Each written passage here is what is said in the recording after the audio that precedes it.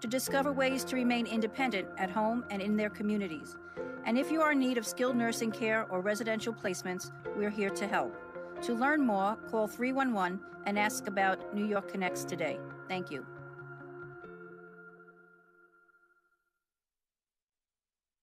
Brooklyn Bridge Park keeps getting better. Hi, I'm Regina Meyer, president of Brooklyn Bridge Park, and we're thrilled to welcome visitors to another exciting season on the Brooklyn waterfront. This summer, come visit our brand new marina, climb the bouldering wall at Main Street in Dumbo, or have a barbecue at the Picnic Peninsula.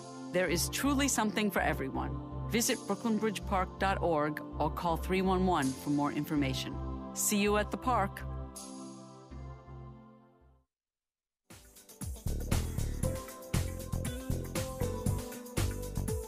Remember, for more information about New York City government services, dial 311 or visit nyc.gov. Did you know Metro Plus Health Plan, part of NYC Health and Hospitals, is the plan of choice for 500,000 New Yorkers? For nearly a decade, Metro Plus has been the top-rated health plan in customer satisfaction. Metro Plus offers affordable health insurance coverage for New Yorkers of all incomes, including a plan with $0 to $20 monthly deductibles. Find out more at metroplus.org. This is New York City Comptroller Scott Stringer. It's my job to protect the city's bottom line and ensure that every New Yorker has equal economic opportunity and access to government. My Community Action Center is here to help. If you need assistance from my office, from questions about your pension, a claim against the city, or even concerns about a possible labor law violation, call us at 212-669-3916. Remember, for more information about New York City government services, dial 311. Hello, I'm Donna Corrado, Commissioner of the New York City Department for the Aging.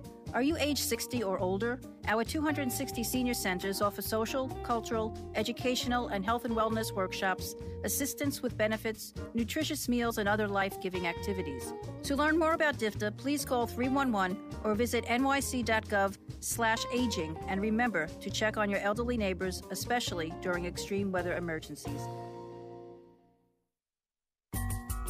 Comenzando el 1 de enero, hay una mejor manera de llegar al trabajo con la Ley de Beneficios de Transporte de la Ciudad de Nueva York. La mayoría de negocios con 20 empleados o más de tiempo completo en la Ciudad de Nueva York deben ofrecer un programa de ahorros para transporte al trabajo. Tanto los empleados como los empleadores ahorran. Llame al 311 para aprender más sobre esta ley.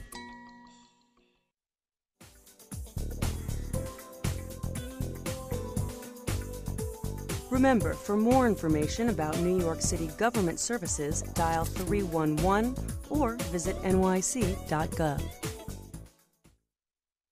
I am Manhattan Borough President Gail Brewer. As we age, our brains change, and we have to work a little harder to stay sharp. That's why I'm sponsoring Up With Aging at CUNY's Graduate Center on Sunday, March 20th, in cooperation with the Dana Foundation. Join me and other older New Yorkers as we learn how to keep our brains and bodies active and in touch. RSVP at upwithaging.eventbrite.com or by calling 212-669-4039. Criminal record? You can work with that. I'm Human Rights Commissioner Carmelyn P. Malalas. It's now illegal for most NYC employers to ask about criminal records of job applicants in ads, applications, or in interviews before making a job offer. When employers consider qualifications first, more New Yorkers go to work. That makes businesses strong and powers our economy. To file a complaint or report a violation, and for employers who want free training.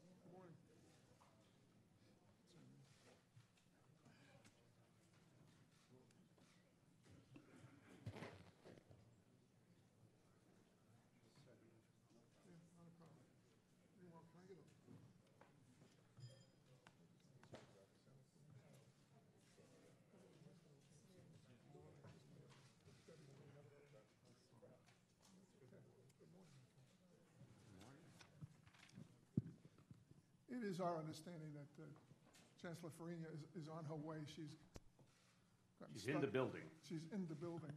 We've sent out search parties. That's right. And she'll be here. The reverse of Elvis has left the building.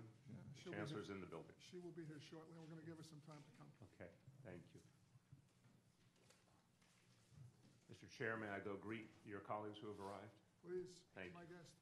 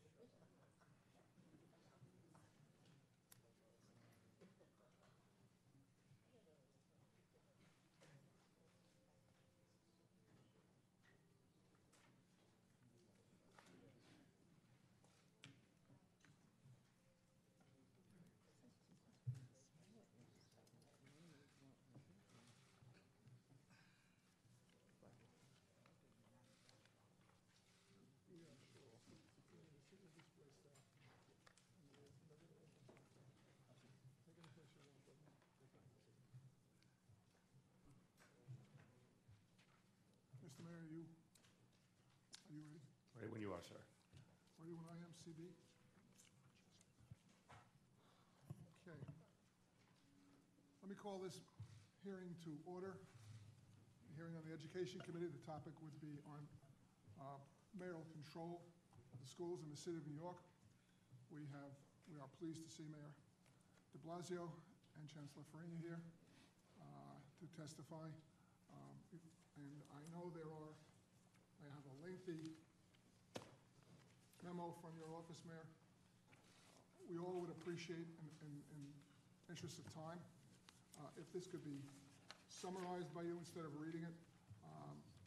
We'd appreciate a summary so that you could speak to it, and then we can get to questions and answers from my colleagues who are up here. That would be appreciated. I'm going to follow your lead, Mr. Chair, but there's a lot of material we wanted everyone to hear. I'm certainly here for whatever amount of questions and answers you have, so I'll follow your lead, but I don't... you feel, this is all going to go in testimony. It'll be introduced in whole as testimony, so that there's, your comments are here and will be done. I'll do my best to compress. I'd appreciate that. All right, fair enough. To introduce my colleagues, we have Senator Golden to my right, Marty Golden. We have Senator Rasenhofer. We have Senator Prasad to the left. And we have Senator Lanza and Senator Felder, who are seated to my right. Senator Latta, who is the ranking committee ranking member of the Education Committee, please. Thank you, Mr. Chairman. Joining us today from the Senate Democratic Conference, we have Senator Jesse Hamilton from Brooklyn, Senator Toby Stavisky from Queens, Senator Neil Breslin from Albany, Senator Brad Hoylman from Manhattan, and Senator Liz Kruger, also from Manhattan, and I'm from Westchester County. we may see members get up and go from time to time because there are committees that are meeting and holding sessions at this time. So they may have to go to, temporarily to other meetings, and others may be joining us because they're already at meetings. So we appreciate your time, Mayor. We appreciate your attention. This is a very important topic, clearly. I had a very enjoyable visit to my old high school, Chancellor Frenier, where I taught for 20 years in the city of New York. So I was an employee of the city education system, and I have fond memories going back. That's where I met my wife, who was also a teacher, now a full professor at Adelphi University in the School of Education. So we are an education family, and we respect and cherish teaching and learning, and that's a process. Mayoral control is a very integral part of the city of New York. It wasn't there when I was there. It came in after that fact, and we're here to see how it's working, how it's going on, and we're here to ask questions of you, and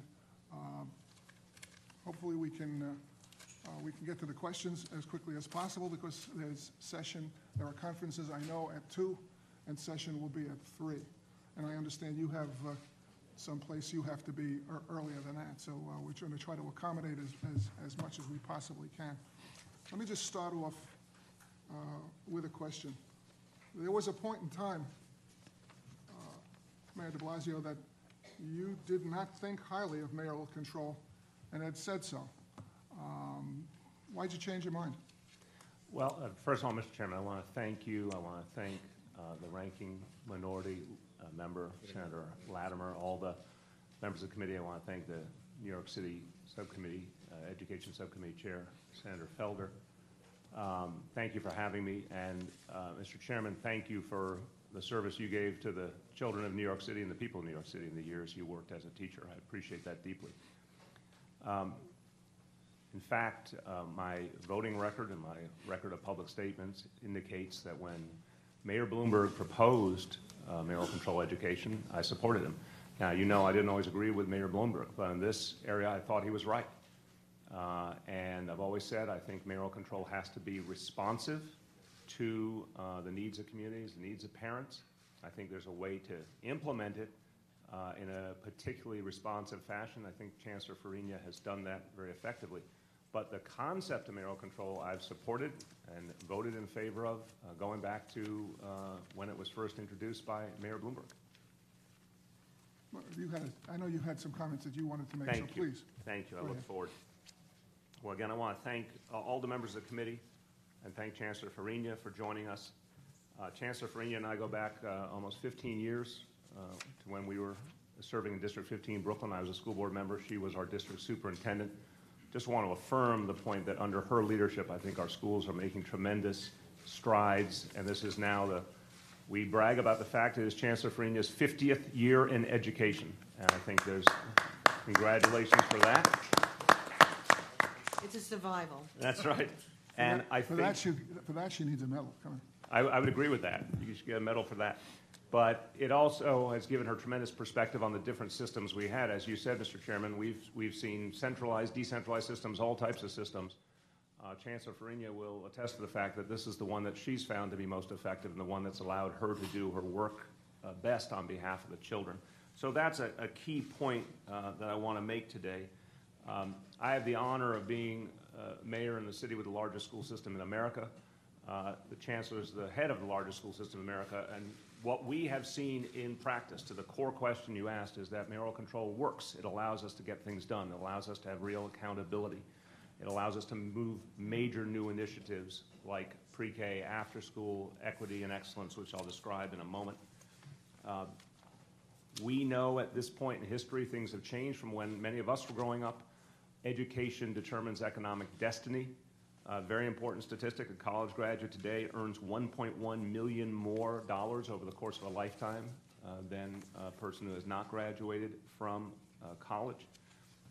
Those kind of realities cause us to have a sense of urgency and to try to quickly move the school system to more effectiveness. And I can safely say under the previous system, which I knew intimately and the chancellor even more so, time was often one of the most profoundly wasted realities. That the previous system was bureaucratic, caused endless delays, endless troubles getting to a decision. Major initiatives could not be moved effectively, let alone the fact that, sadly, the previous system of governance was often accompanied by a certain amount of corruption in a number of districts. Mayoral control, in stark contrast, encourages effective, efficient decision-making and the ability to make major changes in the school system that desperately needs it on a constant basis.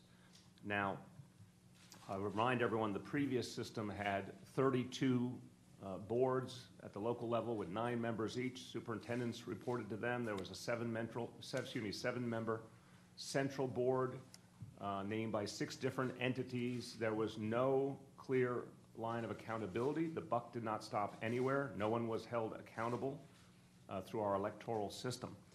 And in effect, the governance system actually made it harder to run the schools.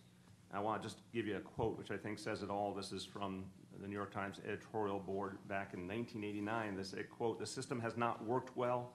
Lines of authority are confused and sometimes illogical. Bureaucratic layers have multiplied rather than decreased. Parents and community groups feeling shut out by professional politicians and special interests shun school board elections." That's what was. We all know there was a lot of patronage and a lot of corruption, as I mentioned, and inequalities in the system went unaddressed. They were, in fact, intensified by the previous governance system. And therefore, when we saw the contrast with mayoral control, we saw the ability to get things done. We saw a much higher level of transparency. We saw an end to the patronage hiring that had pervaded the previous system.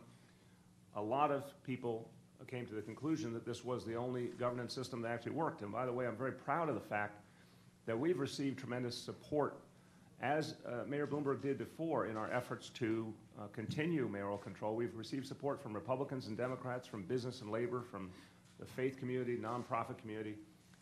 If there is such thing as a consensus in New York City, this is one of the areas where we come closer to a consensus than many others. There is a broad understanding that this system has worked far better than the previous. There's also a broad understanding that there is no viable alternative that has been proven to work as well.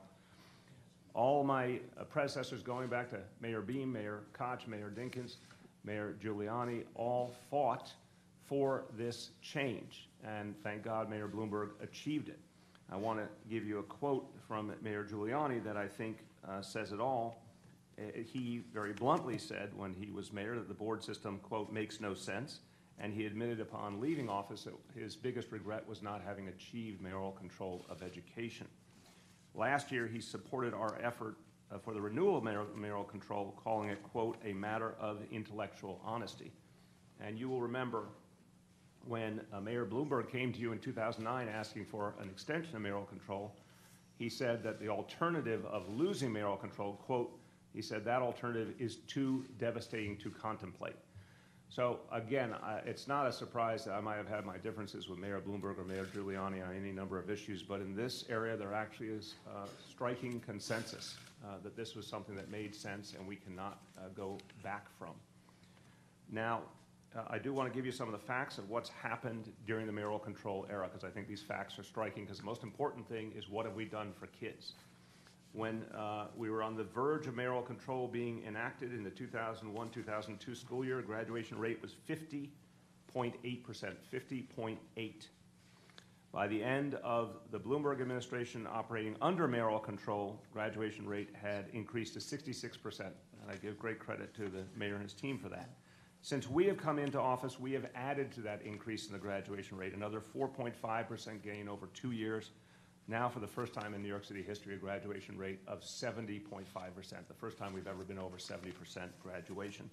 All combined in the mayoral control era, a 20% increase from 50% over 70% in our graduation rate. We've said very clearly our goal, and we're putting real resources into this goal, is to get to over 80% in the next 10 years.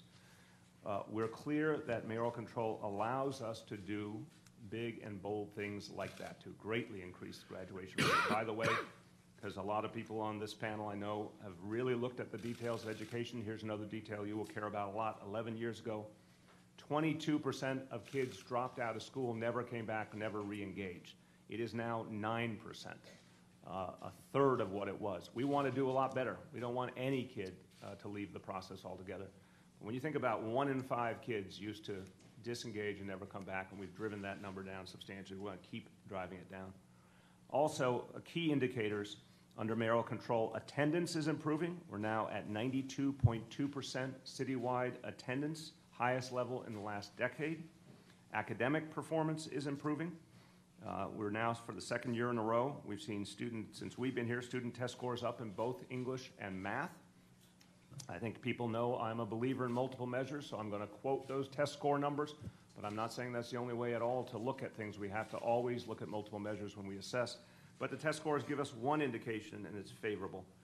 And the big things we've been able to do, and thank you again to all of you for the support for the pre-K initiative and the after-school initiative. The support of the legislature made that possible. Well, again, remember on April 1st, 2014, you voted for the pre-K allotment. We had 5 months to stand up a pre-K program to take pre-K from 20,000 kids in full-day pre-K to 53,000. Only 5 months to do it. Under mayoral control, that was possible. We were able to marshal the forces of all the city agencies that had to be a part of making sure the facilities were safe, that the standards were high, that we had the teachers we needed. That was done in the course of those 5 months because we had mayoral control. Today, 68,500 kids in full-day pre-K. Thank you again to all of you for your support. But even that additional increase, now taking us to the point, again, starting at 20,000, almost 70,000 kids now in full-day pre-K in just 2 years' time, only achievable through mayoral control. What we're doing with community schools, I know there's so much support in the legislature for the community school concept, 130 community schools in New York City now where young people are getting a lot more support, mental health support, physical health, more engagement of their parents and the larger community into the school. We've been able to do that in 130 schools because of mayoral control. Renewal schools, where we have 94 schools that have been challenged and troubled. We're putting in the resources to get them right. We're adding additional instructional time, additional after school, additional professional development. We're holding those schools to a high standard. And what are we seeing already? Attendance going up, chronic absenteeism going down in those schools because we've been able to focus on getting them the right leadership, the right staffing, the right professional development, but also that additional time on task that has made all the difference. We have said very clearly, while I'm on the topic of renewal schools, a very quick point, we set out a 3-year plan for these renewal schools. We said we had to see results, we had to see improvement, or we would, at that point, be ready to close any schools after 3 years. But we also reserved the right to take actions quicker if we did not see the results we wanted. We have already publicly announced the closure of 4 schools that were not making sufficient progress and the merging of 25 others that will ultimately be 12 remaining schools. Also want to note that under mayoral control, reform is possible in a way it wasn't before. The PROS program is something we're particularly proud of, literally saying that our teachers at the school level can vote to suspend their own union work rules. This has never been done in New York City since we've had unionized teachers. Under the PROS plan, agreed to by the union, teachers vote to suspend their own union work rules, to suspend DOE work rules, and do things differently to help the kids in the way they think is best. Let me use a great example I bet Senator Lanza will know well. The Petrides School on Staten Island, one of the prides of Staten Island. I had the pleasure of being out there last May. What's happening there? Because of some of the changes under the PROS initiative that's now in 126 different schools in the city, students can take classes that literally are modeled on college courses in every way. Seminar-style classes, lecture halls, but literally acclimating kids to the college experience in a way that wasn't possible before. Another example, Middle School 390 in the Bronx. The school schedule's been reworked. Students now have an independent reading period at the beginning of each day and a writing period at the end of each day. That's the teachers deciding that's what's best for the students and making the schedules work so that that's possible. Again, something that could only happen on this kind of time frame, especially under mayoral control. I mentioned your support for after school.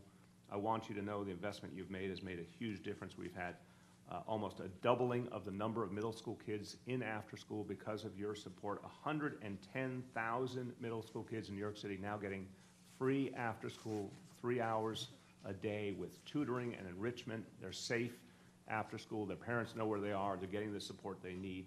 That's more than double the number when we came into office because mayoral control allowed us to move quickly and you provided the support.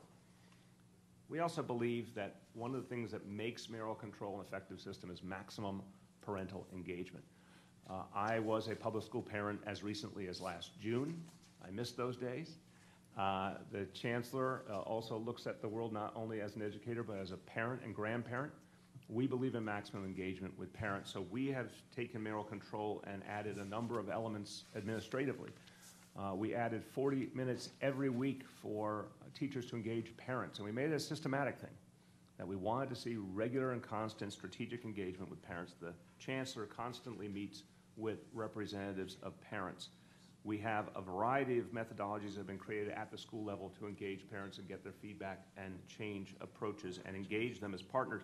But we're also particularly proud, we've added 2 parent-teacher conferences to the previous 2, so now there's 4 a year under our watch, much greater engagement. And here's what's interesting. As we made these changes, we did a lot more outreach to parents. We tried to figure out what would make them more able to engage and more effective engagement. And what we've seen, the rate of attendance of parents... Excuse me, Mayor, can we close the phones? Just turn the cell phones off, please. That includes the audience, too. We don't want to interfere and Thank you, Mr. Chair. disruptive. The rate of parent engagement at parent-teacher conferences in the last year has increased 38%. This is really striking. As we've created more parent-teacher conferences, made them more appealing, we have had 38% increase in parent involvement in the parent-teacher conferences. We have literally had some schools where 100% of parents attended.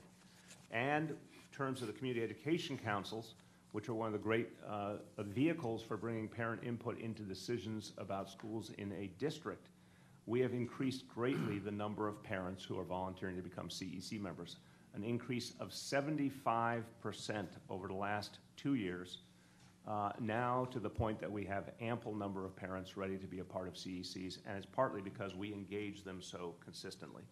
So these are some of the things that have helped to make mayoral control more responsive.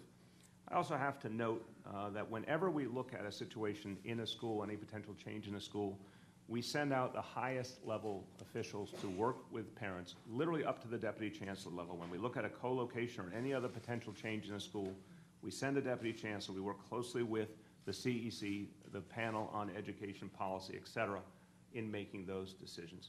Now, I want to say that we're quite clear about the fact that parents depend on us. Again, some of you know that I said in 2013 when I sought this office, to the best of anyone's historical memory, I was the first public school parent to become mayor while a public school parent. So I brought a different kind of perspective and experience. Parents entrust teachers and the entire school community with their children's future. And one of the things we've said is we're going to hold our teachers to a high standard. We have a great working relationship with our teachers. We believe they're doing extraordinarily important work. We're investing in them in professional development, but we hold a high standard. And we want our vast majority of teachers who are committed, passionate educators. We want to help them do better all the time. That's why the huge investment in professional development. But we also know that there are some teachers who should not be in the profession, and I've been very open about that fact. And I want to give you an updated number that from January 1st, 2014, when I became mayor, until the end of this last March, we helped guide 1,361 teachers out of the New York City public schools, people who were not suited to the profession, and we helped find the right pathway out. So we're supporting the overwhelming majority of teachers who are good and in many cases great, ready to be even greater. But we also know that some people don't fit the profession, and we found ways to address that. So I'll conclude with just a couple of points of where we're going from now. The vision that we're operating under for our schools is called equity and excellence. The notion of that vision is to lift up schools consistently across all communities, which was not done sufficiently in the past, and to hold a high standard of excellence. I mentioned the 70% graduation rate, first time we've passed that in New York City history. We have pledged to take that to over 80% in the next 10 years, and we're making major investments and policy changes to achieve that. We have pledged to increase the proportion of college-ready students to 2/3 of all of our students over the next 10 years. We will have all of our, and this is one of the most important pledges and most important commitments, and Mr. Chairman, I know you will particularly appreciate this as a former teacher. We believe if our kids are reading at grade level by 3rd grade, many other things are possible, and if they're not, they are often added a weight onto their future that is unfair to them. We have pledged in the next 10 years to bring all children to 3rd grade reading level by 3rd grade. This is one of the most important initiatives the Chancellor is working on. greatly aided by the investment that's been made in pre-K as a strong foundation. We've also been very clear that in the next 6 years, every 8th grader will have the opportunity to take algebra. In the next 5 years, every high school will have AP classes. Every high school child will have an opportunity to take AP classes. In the next 2 years, every middle school child will visit a college campus. Very important from our point of view to acclimate our young people to their possibilities of going to college.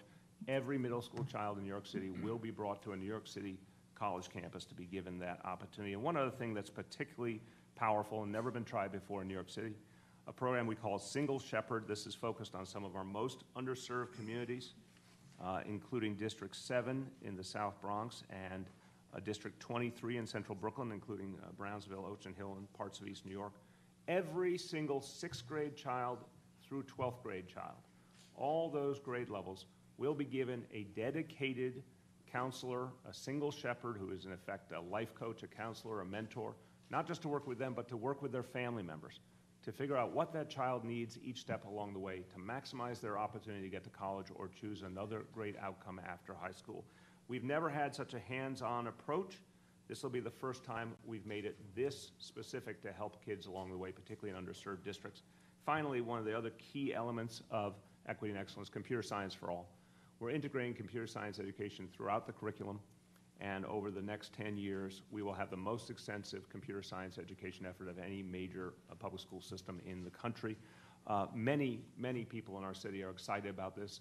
Our technology sector, which is a huge part of our city's economy, particularly appreciates the fact this is going to help create a whole generation of young people that can go into those great jobs, and we're excited about what it will allow us to do. Finally, as I conclude, as I said, the name of the program is Equity and Excellence. This is the governing philosophy of the Department of Education based on a speech I gave a year ago. One of the things we know we have to address is the fair student funding formula, and we appreciate again deeply the investments you made in education in the last budget.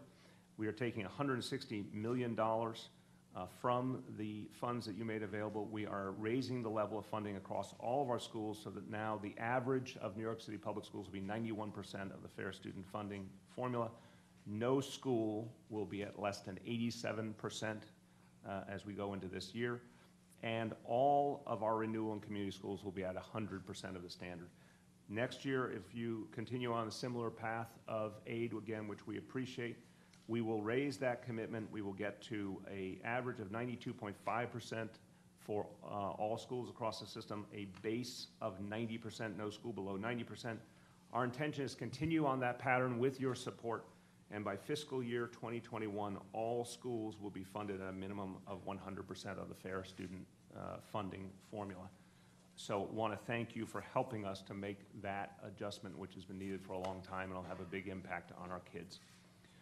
I conclude by saying I ask your consideration for an extension of mayoral control. I believe everyone knows my broader philosophy on this matter, which I'm happy to discuss, but practically I'd like to offer the notion of a 7-year extension, which is consistent with the original authorization of mayoral control in 2002.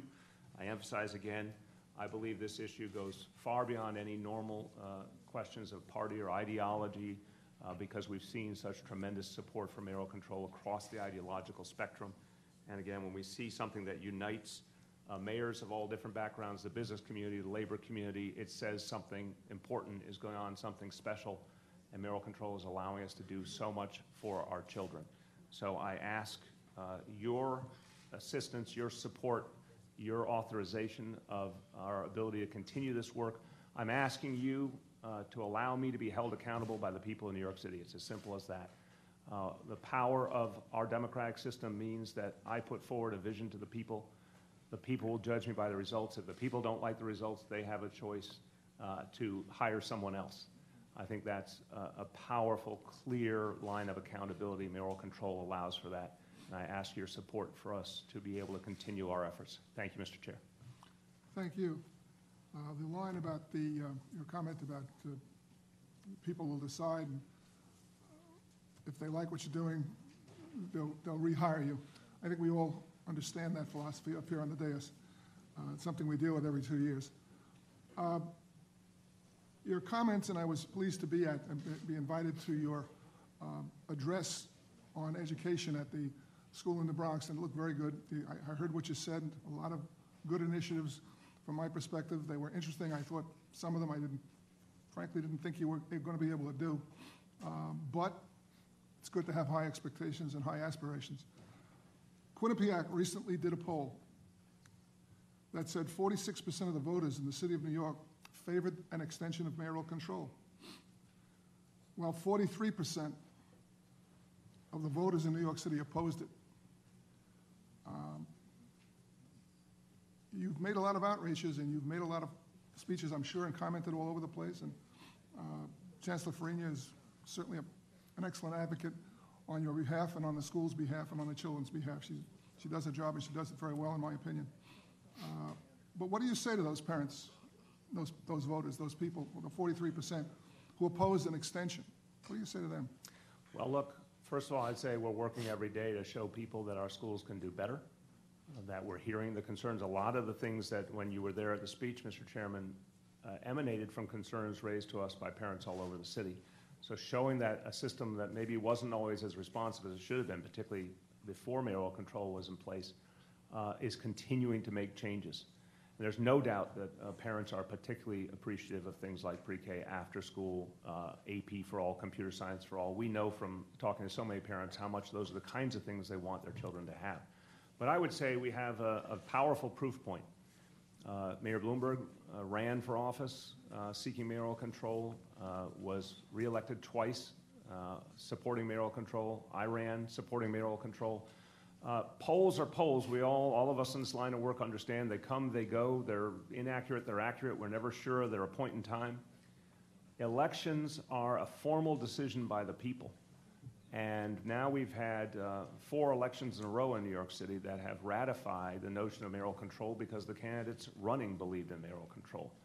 And again, I think these results, there's no question that people in New York City want to increase graduation rate. That's happened under mayoral control. So I would argue much more important than any polling would be the facts on the ground and the actions the people have taken in the electoral process. This year, in our budget, we gave New York City, the state added about $9 billion to New York City schools. What's the city's contribution? Let me get you the numbers, which I know someone was going to give me a sheet. Hold on one second, Senator, my apology. Because we have been increasing consistently our investment in education at the same time. You'll pause, we're having a technical malfunction. Thought it was already up here, but I have to get it. But as I pause, I will say we've made clear. That's the overall. Thank you. The able Sharif Solomon has come to my aid. $16.8 billion, Senator. That is city money, not city combined with federal? That is correct, total city funds. Okay. And I'm going to cue Sharif to give me the sheet with the increase, please. Thank you, Senator, for tolerating. Not a problem. I mind, while you're doing that, we've been joined by Senator LaValle, Senator Murphy, and Senator Little have joined us. If I've missed anybody, please. We've also been joined by Senator Jose Peralta, Senator Leroy Comrie, Senator Velmanette Montgomery, and Senator Bill Perkins.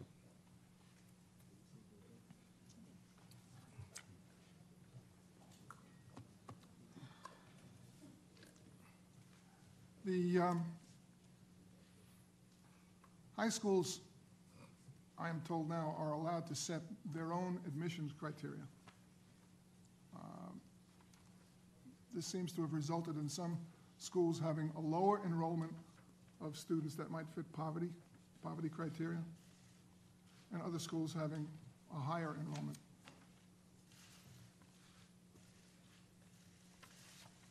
How do you deal with that? How are you dealing with that? Because that would seem to be a problem that you would want to avoid. May I defer to the Chancellor? Sure.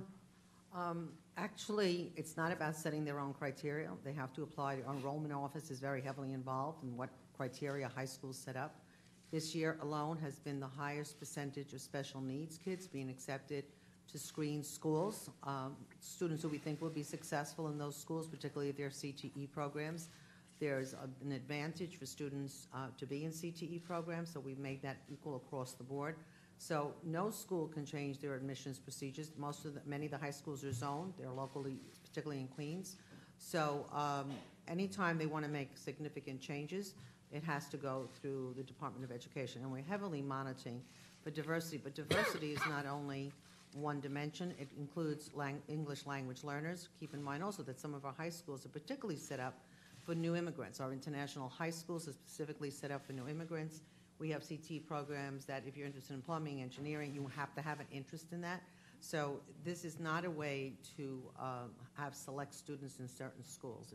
It's all monitored through the DOE. Mr. Chair, can I just take you back one step and add a few additional figures? Sure. Put in context, since 2002, when mayoral control was established, the city's share of total education spending has increased by 12%. Since we came into office, we've increased city spending by $3 billion. The state has increased spending by $1.8 billion. At this point, our share of education spending in New York City is 57%, the state roughly 37%. Before the recession, the average traditional state level of support for the city education budget was 42%. So we're still not where we were pre-recession. But I want to assure you, we have continued to make major investments with city dollars. I'm going to move on, and I thank you for the comments, and I'm going to turn it over to my colleague, Senator Latimer. Thank you very much, Mr. Chairman. Thank you, Mr. Mayor. And thank you, Chancellor Farini. It's good to see you again. I have a couple of questions that have come out of other discussions, not necessarily personal questions, but that probe some of the structure that you deal with. You've addressed it, I think, to some degree in your comments, but would appreciate your further discussion on it. How do you assess the structure and the functioning as it exists now of the community education councils? Do you favor any changes in the authority or the scopes for the CECs? Well, I think the CECs, as I said, they're becoming stronger. We have more and more parents, because of our outreach efforts and our engagement with CECs, more and more parents who want to participate. I'll let the Chancellor speak to what she does directly with the CECs, which is outstanding, the direct engagement that she has. But look, what we said, for example, around issues I know parents care deeply about, and I certainly felt the same way as a public school parent on opening schools, closing schools, co-locations. We try to engage with CECs very consistently and the school community of whatever school is affected. I think we've been able to improve, bluntly, compared to a few years ago, the level of engagement and the seriousness with which we take the concerns raised by the CEC and parents, and it often leads to a change in our plans. And you can see that visibly in the fact that our PEP, our central board, has altered plans based on parental concerns and even sometimes turned them down based on parental concerns. Well, I think we've structured the CECs very differently. First and foremost, we changed the time that I meet with them. They used to meet for an hour once a month in the evening. We've made it 3 hours on Saturdays. We responded to a request that they had for them, their presidents, to be trained in leadership, and we hired an outside agency to come in and do leadership training for CEC presidents. We've made them a focal point of school walkthroughs for any co-location that is up for a discussion. They walk the building with deputy chancellors. Depending on the issues that they have, we invite members of my staff from the high school CEC to the CEC that deals with special needs. Whatever guest speakers they want, we provide. But I think a prime example of the ones that really work very, very well, I was at a town hall meeting last night in District 13, which is a CEC, and we've invested that CEC with really heavily deciding how they want to move towards diversity. And they had requested, we had projected, for example, an elementary school, a new one in their district, and they requested that elementary school actually be a middle school instead, that they could have a hand in developing. And we actually are doing that in the Atlantic Yards. The CEC put together a committee of themselves and other parents to decide what that would look like. So I think this year, by the end of June, I will have done at least 100 town hall meetings, all done under the auspice of the CECs. And the major difference is when I go to these meetings, the questions come from the floor, they come from the CECs, and they're answered on the spot. Any question that doesn't get answered gets returned within 48 hours by a member of my staff. So we have done a tremendous amount of work with these CECs, and we ask them for their agenda. And I think that's really important. We've also asked them their help on recommending enrollment strategies and enrollment procedures, particularly when it comes to under-enrolled schools. So they are really a very important part of the work that we do. And if I may, on this general topic, is there any need to coordinate the activities of the CECs and the schools themselves within each borough? Do you favor any change that would involve a borough focus for those CECs that fall within a borough? Well, we have borough field services who now meet with local elected officials as well as members of the CEC. But in terms of a change for that specifically, not really, because I think in terms, all education is local. And local, even within the same borough, is very different things. I mean, I know Senator Golden's district. I certainly know Senator Hamilton's district. They're not the same. Right. So having certain decisions and certain discussions really has to, and Staten Island is a world all by itself in a good way. So I do think the decisions that we make are local, and I think actually to a large degree that is the way it continues. I know I went to speak to the editorial board at the Staten Island Advance, and one of the things I recommended, which they actually enjoyed the idea, is that every week they highlight a new school in Staten Island, one of our hidden gems. They just did it this week for Port Richmond. And that's as local as I really think things have to be. People believe in their local elected officials. They believe in that kind of decision-making, and I think that's really important. Senator, if I could just quickly add, no, we believe the current structure is the right structure, but that it had to be approached differently. In other words, the bones of the situation were right. The structural reality was sound, but it had to be approached in a way that was more connected to parents, more connected to the grassroots, more responsive. And that is not only a matter of the CECs, which are crucial, it's also a matter of what we're doing with our superintendents. Under this chancellor, the role of the superintendent has been reinvigorated. The superintendents really have a powerful ability to stay connected to communities and make sure that community concerns are addressed. That's something that had been atrophying for many years, but it's another way we stay connected, not just to parents, individual parents, but to community leaders, elected officials, to make sure that concerns are being responded to. And also, let me add that one of the things that we discovered, and I'm sure it's citywide, but it was particularly true in the Bronx and in certain parts of Queens. Once we started meeting with parents, we realized that there were an awful lot of grandparents coming to these meetings. And as a result, we actually started investigating how many grandparents are actually raising their children. And in the city of New York, the percentage is quite high. So we actually started, as part of our parent engagement, a grandparent advisory group. And the grandparent advisory group is now actually coming forth with things that they want that are specially targeted just for them. Some health issues for them, how to talk to their children about their own mortality. But also, what are the latest books? They haven't had children in their homes maybe in 20 years, so how do we do that? So it's really learning on the ground what people want rather than us mandating things for people to do. What do they tell us they want more of, and then us providing that. I just have one final question, and then I'll turn my seat over to some of my colleagues who also want to be at the dais. Currently, the City Council has no direct or limited role in the structure and the implementation of the system. Do you have any ideas for changes or adjustments that you think would give the Council a greater or more appropriate role in the governance and or the administration of the schools? I want to speak as Mr. Ranking Member. I want to speak as a former City Council member for 8 years, and I was a member of the Education Committee for 8 years. I think there's a substantial role right now, and one that we have encouraged and worked closely with. So again, I think the current structure of mayoral control is effective. But I can tell you, and I've heard this from many council members, they recognize that the chancellor and her team, and again, all the way down to the superintendent level at local districts, realize they have to be responsive to concerns raised by council members about what's happening on the ground. That was not always the case. So we consider the oversight role that the council now has, and both overall and locally, as important and something we want to engage. And as usual, everyone knows I was a legislator for many years, as I said. A legislator is going to see something happen on the ground, alert us. Are we listening? The answer is yes, we are. If they see a problem that needs to be addressed, we try to, in a very focused fashion, go at it. Yeah, and again, I meet with especially the Education Committee and Chairman Drum on a monthly basis. to discuss issues of them and also bringing them up to date on any of the things when I visit schools that I think is something they should keep in mind or issues that I am concerned about that I want them to think about. So it's a constant back and forth in terms of the conversations that we have. There's a lot of open dialogue.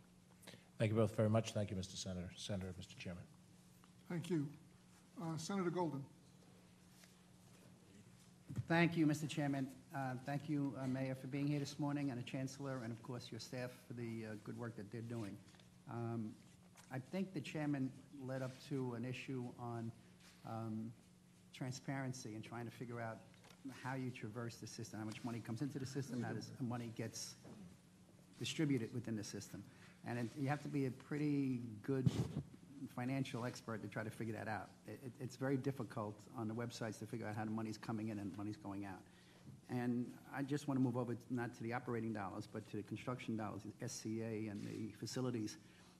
How is that better today or worse, and how do you track that? How does a simple person understand where the construction dollars are coming, how those construction dollars are going out versus the previous system that you had versus today's system?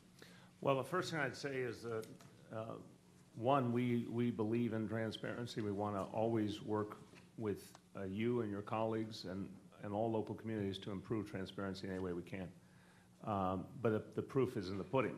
You know, the School Construction Authority, as you know, has really greatly improved its work over the last decade or more.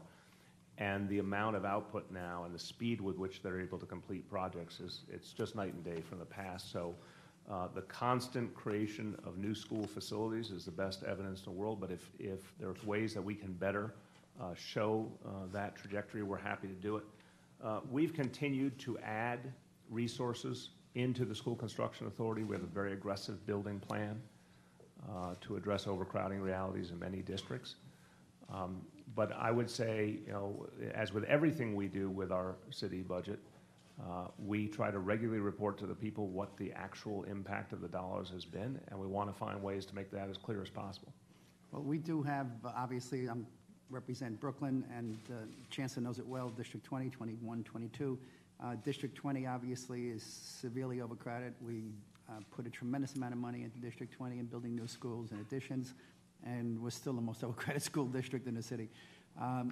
What is the plan over the next 10 years, and how do we, and especially with the changing communities, how do we deal with the overcrowded conditions? I think one of the things that we've done much more carefully is we've asked superintendents to get involved. Remember, in the past, you did not have one superintendent in charge of one geographical district. So one of the first, in fact, the first structural change that we made is to make sure there's one person in charge of a geographical district where all the issues come to them. As many of you, I hope, have already met with superintendents that you are now much more close to.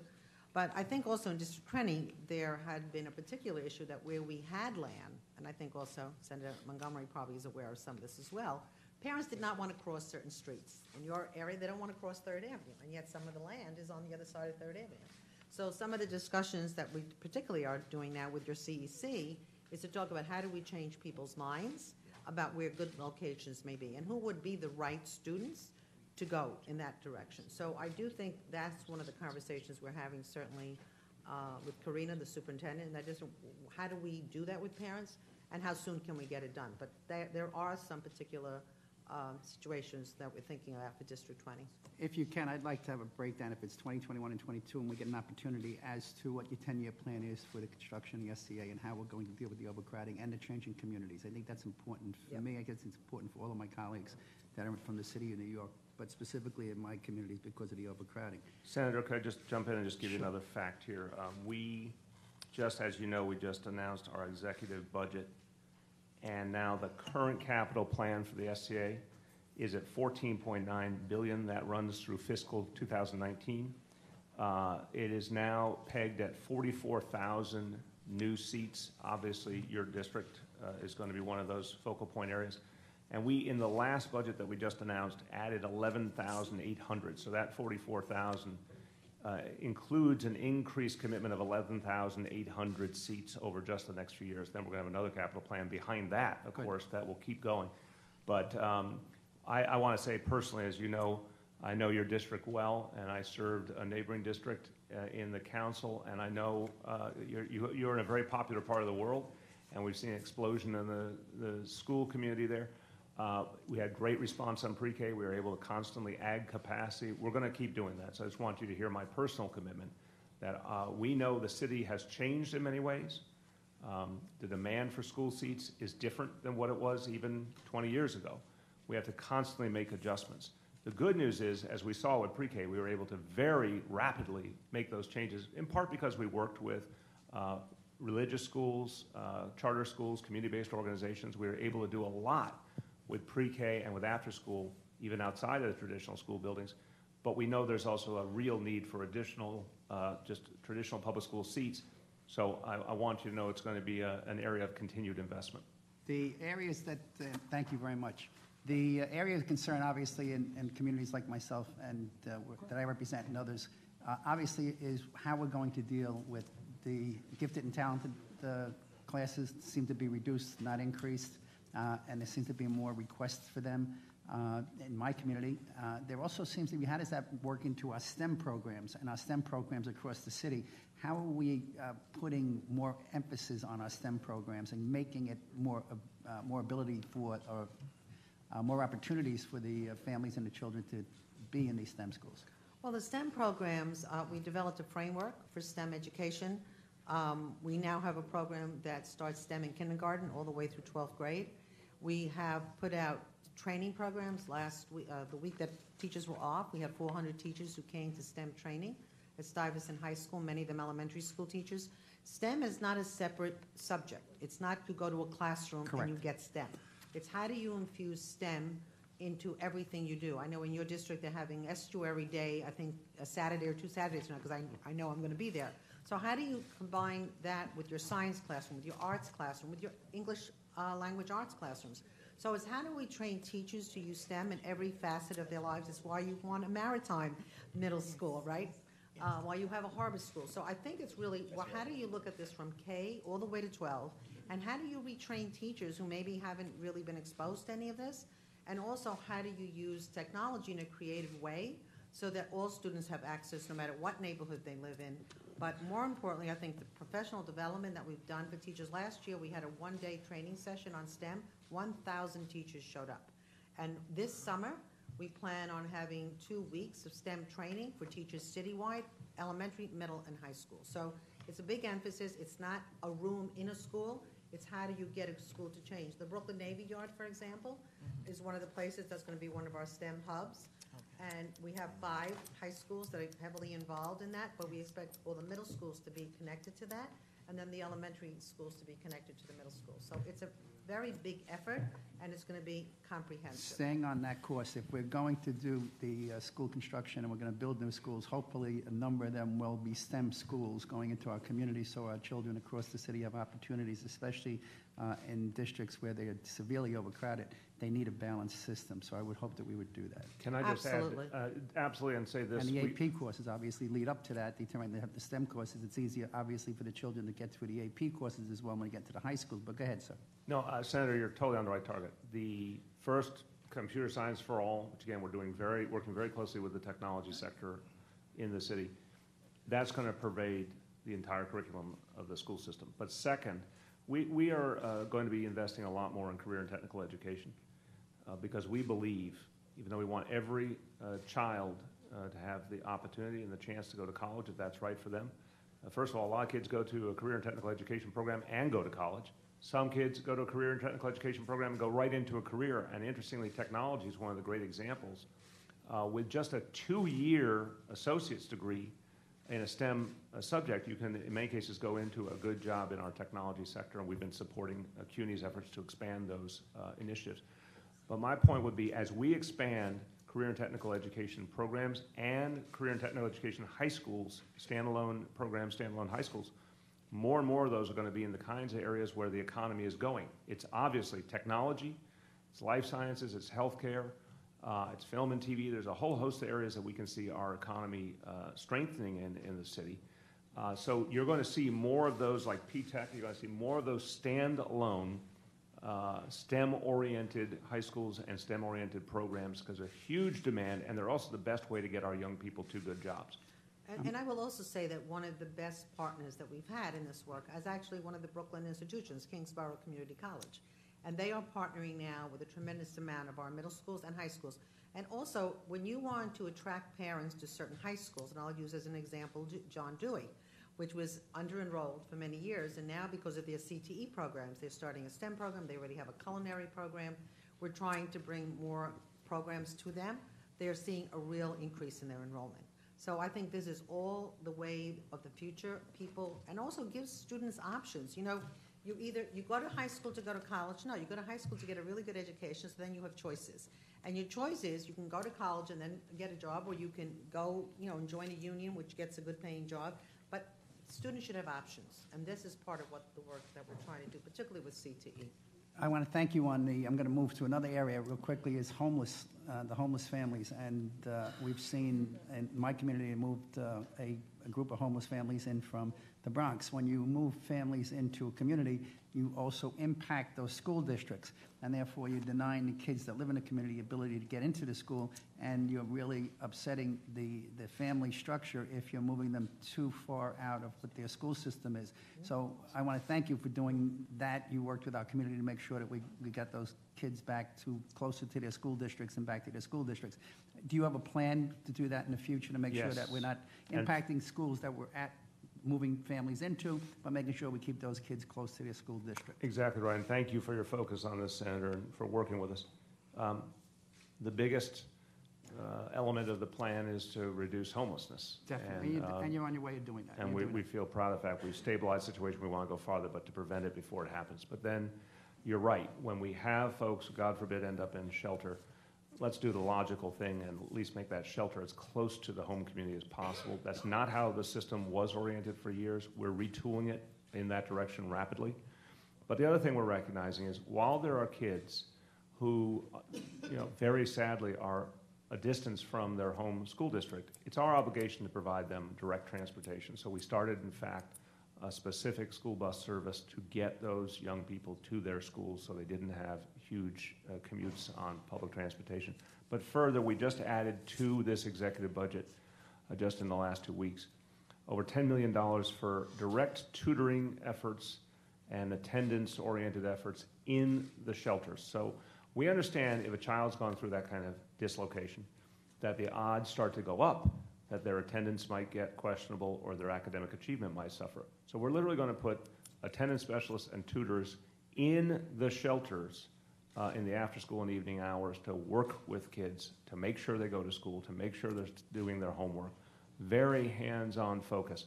The goal, ultimately, to have fewer and fewer young people in shelter. But one last thing, Senator, as you've seen, what we used to think of as homelessness has changed profoundly as the cost of housing has gone up, as there's been so many economic challenges. Now more and more people in shelter are members of families, even working members of families, and young people go to school. So as the shelter reality has changed, we need to apply more resources to get right in there with them and help keep those kids consistent in their education, looking to the day when we can get them back into a stable home. Last question, because I know my colleagues want to ask more questions, and I apologize for taking so long. The pre-Ks, we can't really track out how much money's been spent on the pre-K, where the money's coming from on the construction dollars, how we're moving these pre-Ks along, and what is it doing to co-locations for our charter schools? How does that play into this as well? My broad answer is we're happy to go over any figures with you about how we've spent resources specifically on pre-K. It's been, as you can see, very successful. But I don't think there's been a lot of interaction with the co-location issues, because what happened essentially is we had schools with pre-K classrooms. In some of the traditional public schools, there was maybe one more classroom or two more classrooms we could get available with some creative work, but nothing that fundamentally changed the reality of the school because it's only one grade level. What we had to do in many cases, as you know, is work with a charter school, a parochial school, or community-based organization. So I don't think there's been much interaction with the co-location issue. What I can say is that the resources that have been spent very efficiently because we were able to reach those parents in locations that work for them. So, people voted with their feet. The fact that we got almost up to 70,000 kids now meant that the locations worked. It was a free marketplace, if you will, and parents chose ones that worked for them almost 70,000 kids now in those programs, and the parent satisfaction levels are very high based on the independent surveys we've done. But we're happy to lay out to you exactly how we use the resources to get those different pieces put together. And the co-locations are working fine. Co-locations in general, if the question is co-locations in general, I would say this is always an area of sensitivity, but what I feel is much better over the last couple of years, I'm going to give the Chancellor and the Deputy Chancellors a lot of credit, is, you heard the complaints, I heard the complaints about people getting an announcement that their school is going to change without any warning or real discussion. Now, before any decisions are made, literally up to the level of a Deputy Chancellor arrives at the building, meets with the parents, walks through the building to talk about what changes might happen. There's an extensive process with the CECs involved, the PEP, and as I said, in some cases, CEC objections and parent concerns have led the PEP to change the outcome, which was not something you saw previously, and to improve the plan. All right, let me just say there are several things about co-locations that were really changed. Actually, Senator Comrie, you're living through one of these now. Let me be very clear. There are several things that have been changed going in this administration than prior. And one of the most important ones is there's a lot more discussion before this has happened. It doesn't happen in the middle of the night. It doesn't happen all of a sudden. I think the other thing that I think is extremely important is that whatever is done in the charter school, or that's the co-location, has to be, the same amount of money has to be spent in the other schools. So all of a sudden, you have a science lab going up in a school that's been dying for science lab forever. And you have upgrades in their bathrooms, because if it's done here, it has to be done here. The other thing we did starting last year, we put out a grant proposal that if a charter school and a public school together would write a grant on how they would share some kind of resources, that we would give them this extra money. So, for example, we have grants that came in to do buddy classes with the middle schools and elementary schools. We had grants to run after-school programs. We're trying to make co-locations, and this includes standalone high schools. We have high schools with 6 high schools in them. We said, what do you need together that we might help you fund that alone you cannot do? So we're really looking at all kinds of co-locations and say, how do we make it better for everybody? But it takes a lot of work. Some work better than others. But this is an ongoing challenge, and I think it's one, though, that we've done a really good job out in the last year in bringing people to the table beforehand. Now, if there's going to be a principal of a new school, we bring them to the table to meet the principal of the existing school. What do you guys want to do together? We certainly did that in Bushwick. Well, we're hearing is there are less co-locations, and we're having hearing that it's more difficult for co-locations. And if you can give that to us, a list of the co-locations today, what happened last year, the year before that. I have to leave. I have another number of events today, so I'll be in and out of the room. But I want to thank you for your testimony today, and if you can get those numbers to us, we'd appreciate it. Absolutely. Thank you, Senator. Thank you, Senator. Senator Hamilton. Yes, good morning, Mayor de Blasio and Chancellor Farina. Congratulations on 50 years of service to our children in education. Education is very important to me. That's why I ran for the Community School Board in District 17. At that time, we had the 5th best school in New York State, the Crown School for Law and Journalism. As time moves on, I'm the senator from Brownsville. I represent Sunset Park, Gowanus, Park Slope, Prospect Heights, Crown Heights, and beautiful Brownsville. So I cover a diverse area. And I've been working with the CSA, the UFT. They've been doing a phenomenal job in educating our kids. But one school in particular, and many schools, but one I'll point out to you, the Brooklyn New School, a very prominent school. Principal Anna Allen Brooke is concerned that the new policies with the DOE are, she has to tell kids from Crown Heights and Bed-Stuy they cannot attend her school anymore due to the policies that are being put forth by the DOE. But kids from Williamsburg in the more affluent areas can. So as we see gentrification happening in our schools, the policies are sometimes having an adverse effect on the kids who are the best and brightest coming from minority neighborhoods, really having no options moving forward. So I just wanted to put that out there. I'm also the ranker for the Mental Health Committee. And what we noticed, I have an advisory committee, is that teachers don't know how to take a class in mental health to identify. We know at a young age, young children exhibit maybe mental disabilities, that if they're addressed at an early age, they could be helped rather than moving forward. So myself and Assemblyman Crespo have introduced the mental health bill, which is S6234, which will require teachers to identify behavioral issues versus mental issues. So a child is not continuously suspended because the underlying mental issue is not addressed. Myself, my parents were divorced. I started acting out and fighting. But no one took the time to say what's going on in your life. And I think that we need more of that holistic approach. Also, being in Brownsville, statistically, the school reading scores have gone down under American control. PS 284 from 22% under 6%. PS 218 from 18.9% to under 6%. PS 73 from 18% to under 5%. So what we're seeing in Brownsville is a reduction in the reading scores. I'm not sure, is that because of the increase in the homeless shelters? But seeing those scores, we start at the campus in Brownsville. And the campus is 42 community-based organizations working with 3 schools to have technology and wellness centers with the Brooklyn Public Libraries. Senator, would you be kind enough, because you're raising a number of issues, could we just pause for a moment and address those, and then we'll continue to answer anything else you have? Right. On the point about the last point, I'll work backward a little bit quickly. I know the Chancellor wants to offer her thoughts. There is no question, as I said, that we are dealing with a challenge in many communities of homelessness by families that did not used to exist. So you're absolutely right. This is an X factor in the equation. Almost 40,000 of the 58,000 people in shelter right now in New York City are family members, parents and children in families.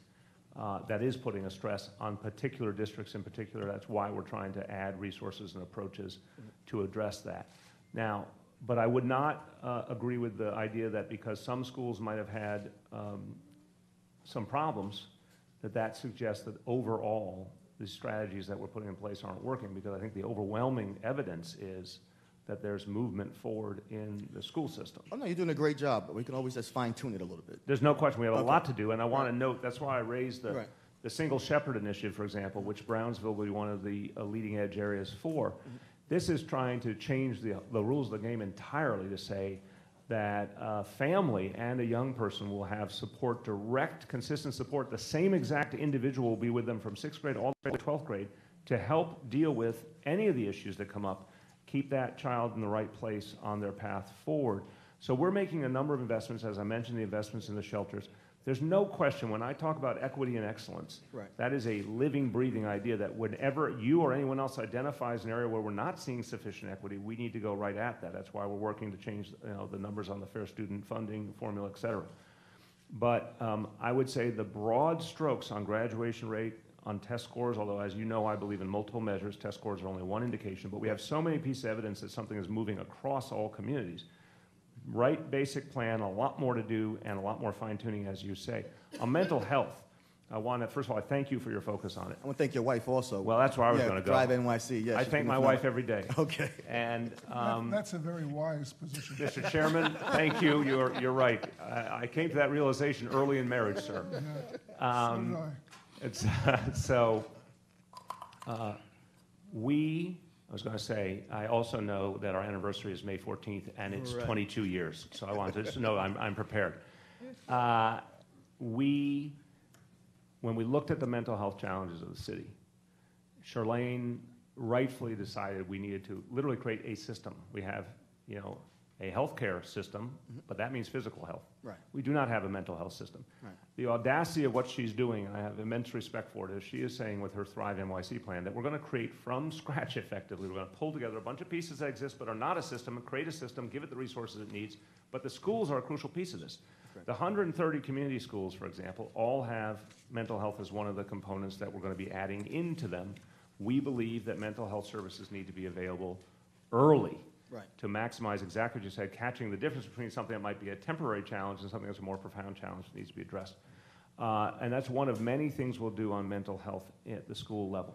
So I just wanted you to, I appreciate your focus, and we want to work with you and Assemblyman Crespo, but we think you're exactly on the right track here. We think we have to focus on mental health in the school system if we're going to both help children learn, but also, God forbid, the tragedies we see that happen in adulthood in so many cases. How many people are in Rikers Island? How many people are homeless? How many people are unemployed because their mental health needs were not addressed early? So that's core to what we want to do.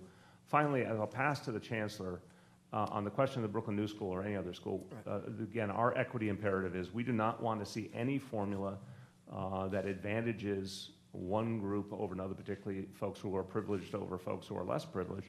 A lot of exciting things are happening in the school system now to bring all different kinds of kids into the same school. A lot of new approaches are being innovated under Chancellor Farina.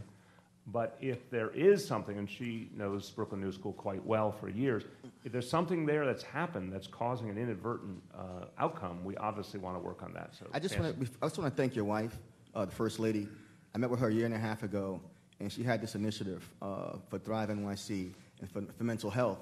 And she actually came to our district last week, and so I thank her for being in the forefront and putting it out there. So part of the campus and part of the mental health bill was your wife taking the initiative and bringing it to the forefront. So I want to thank her for that. Thank you. I'll tell her. I appreciate that, Senator. I think, first of all, with the specificity of Brooklyn New School, it's one of our pro schools. So Anna has a lot of leeway in how she does her lottery, because it is a lottery school, it's not a zone school. And she was one of the beginning people to do a pros initiative. Right. And we actually put out this year that other schools who want to replicate her pros initiative for diversity are free to do so. And so she is one of the guiding lights on that issue. I want to be clear that, we keep putting more and more on the teacher's plate and asking teachers to take more courses on more things. And one of the things that I think we really need to stress is that this training has to be part of the teacher education college experience. If you're going to train to be a teacher, that you need to have a certain amount of courses and credits. And we're working with the CUNY system to see how they can infuse some of this as part of their teacher training so we don't have to play catch up when they first go into our schools. The other commitment is, and we started last year and it continued this year, to increase the number of guidance counselors, not to work just with families and children, but to work with teachers. As a principal, I know one of the first things I did is have my guidance counselors meet on a weekly basis with all my first-year teachers because they're falling apart. They're just babies themselves. They need to have their hands held. They need to be trained. And what do you do when a child cries in a class or a child comes to school who you think may have been abused, and how do you handle that correctly? So there needs to be a lot of training. But I think added to that, and going back specific to the districts that you talked about, we can't measure reading scores as a whole school. You'll have to measure progress child by child. Because what's happening in a lot of our schools now, a parent will move from this school to this school. So it's the child's progress that we have to measure, not the schools. One of the schools in District 23, Jonathan Dill's school, is doing some unbelievable work. Correct. But every year he loses a certain number of kids because either parents move or other issues. And yet you have one of the most outstanding schools, Nadia Lopez's school there, who just was the Nobel Prize winner of education. Yes, you're right. So what we need to do, and this is something, District 13 asked me last night too, we need to start rebranding our schools. All of you need to go out there and talk about the great stuff that's happening in your local schools. Because if a school had a reputation 5 years ago, it still has the same reputation now when it's not necessarily the same school. So we need to do a lot more work about highlighting public education. I mean, one of the things we're doing with Mayor Levin, we're going to send some of the people to go see what's happening in some of the schools, like a Mark Twain. How do you replicate the good stuff, but how do we celebrate the stuff that's working that nobody knows about? Yes, Chancellor. And I just want to finish up on, with the campus, we're focusing on technology and wellness. And what we're noticing in the community renewal schools, we have the computer labs, but no one to teach coding. And we know that coding and technology is the way to go in the future. And so I just look forward to working with the Department of Education. But then the second part of that, I have some schools where 23% of the kids come from homeless shelters. But there's only $100 per child additional funding.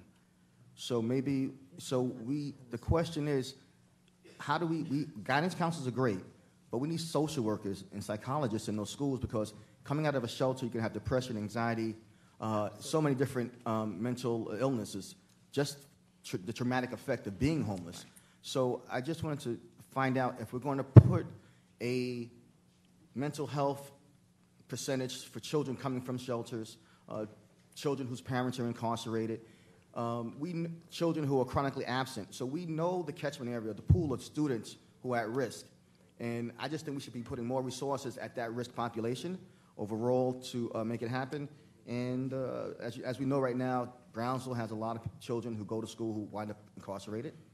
And we know now that Rikers Island has more people with mental disabilities than any other mental health facility in the state.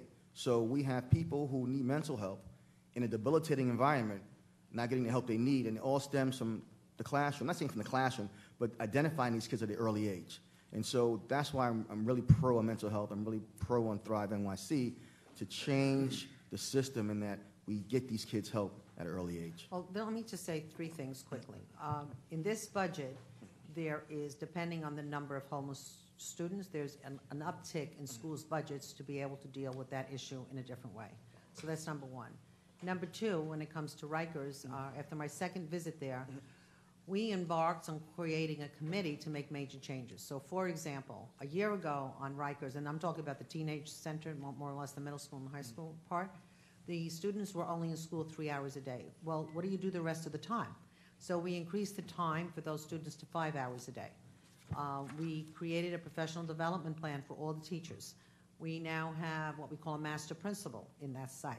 We actually purchased books, and I did that on a personal level because I'd gone to visit a school where all the books were on social justice issues and the kids couldn't read them fast enough. So we purchased books specifically so they would want to read them and take them back to their cells and read them there because they weren't allowed to carry books from one place to the other. So we worked with Commissioner Ponte. We developed a whole new system, and I'm very proud. We could do a lot more, and we need to do a lot more. The other thing I'll say that the pre-K initiative, and again, thanks to the First Lady, is also focusing on parenting skills. Once a month, we have parents come to pre-K centers and also to community centers to learn how to read to your child, how to work to your child, how to talk to your child. Because in a lot of communities, there's a sense of hopelessness that really people then don't do the next step. So how to have parents support groups for each other is something we're working on. But once again, I do think that in terms of how we encourage parents, we're encouraging Mommy and Me classes in some of the schools and some of the neighborhoods where there's space. 3-year-olds, come with your child, learn how to read to your child. We're doing that in Red Hook at PS 15. Mommy and Me classes. So there's a lot of things we're trying to do. But I think the most important thing, and I certainly give the First Lady, is saying the words out loud. Right. Because this was something nobody talked about. Right. They had all kinds of euphemisms. You know, he doesn't act right, or he's a little strange, or, you know, his grandfather had this. And now we're able to say out loud, this is what it's called, and this is what you need to do about it. We're working with a lot of hospitals. A lot of hospitals come forth to help us with this. So just to finish real quick, key point that yes, literally the pre-K teachers are being trained in how to identify the problems and start to get the help. And what we're trying to create is a dynamic where any principal, any teacher knows where to turn when they identify a child with a need. That could be that seamless. But I remind you again, we put, as I mentioned, the $10 million directly into, you mentioned the homeless kids, directly into the tutors and the attendance support in the shelter. We're putting social workers into 43 schools that have a high shelter population. So we're adding additional 33 new social workers to work with kids, to try and identify those problems that come out of homelessness. And the overall investment we're making in mental health throughout the school system. So look, and your point about Rikers is well taken. Much more mental health oriented programming and going on there than ever before. But what we're trying to do, and I know you believe in this, is actually identify the mental health issues that lead people into the criminal justice system and stop them from ending up in the criminal justice system to begin with. This is going to be work of years, but I can safely say already we're starting to see some impact of being able to keep people out of the criminal justice system because they're getting the mental health care they need. And certainly on Rikers, because we have to worry about recidivism, getting people actual rehabilitation that can only happen if they're getting proper mental health services. Thank you, Mayor. Thank you, Chancellor. And I look forward to continuing working with you. You're doing a great job. Thank you. I just want to remind everybody that we have a long list of speakers and a long list of questioners who would like to talk to the mayor. So if we can focus and laser on mayoral control of the schools, I think that would be very helpful. Right. And to that end, Senator Laval.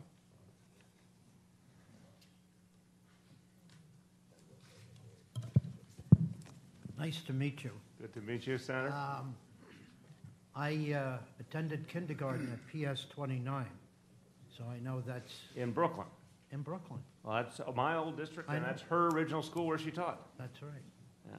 So... you turned out good. Well, but it was because of the education I got after. No, in all fairness, I didn't know my colors, except they didn't realize I was colorblind. Ah. So my parents moved me to St. Peter's, that Oh, is wow. no longer there, but You lived in my that's where I live. I lived on Henry Street, so. Oh, so did I. Okay. So, You guys want to get together for lunch? we are. Later, absolutely. We are here to talk You're about bringing people together. mayoral control. And how often do you meet with the chancellor?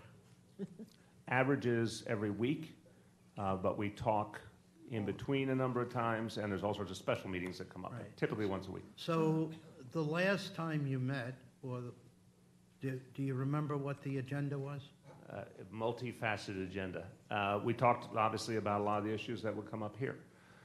We constantly are talking about special education. We're talking about the role of mental health in schools. We're talking about our efforts to increase teacher training and also deal with some people who shouldn't be in the profession. Those are amongst many, many other topics I could raise, but those are regular topics.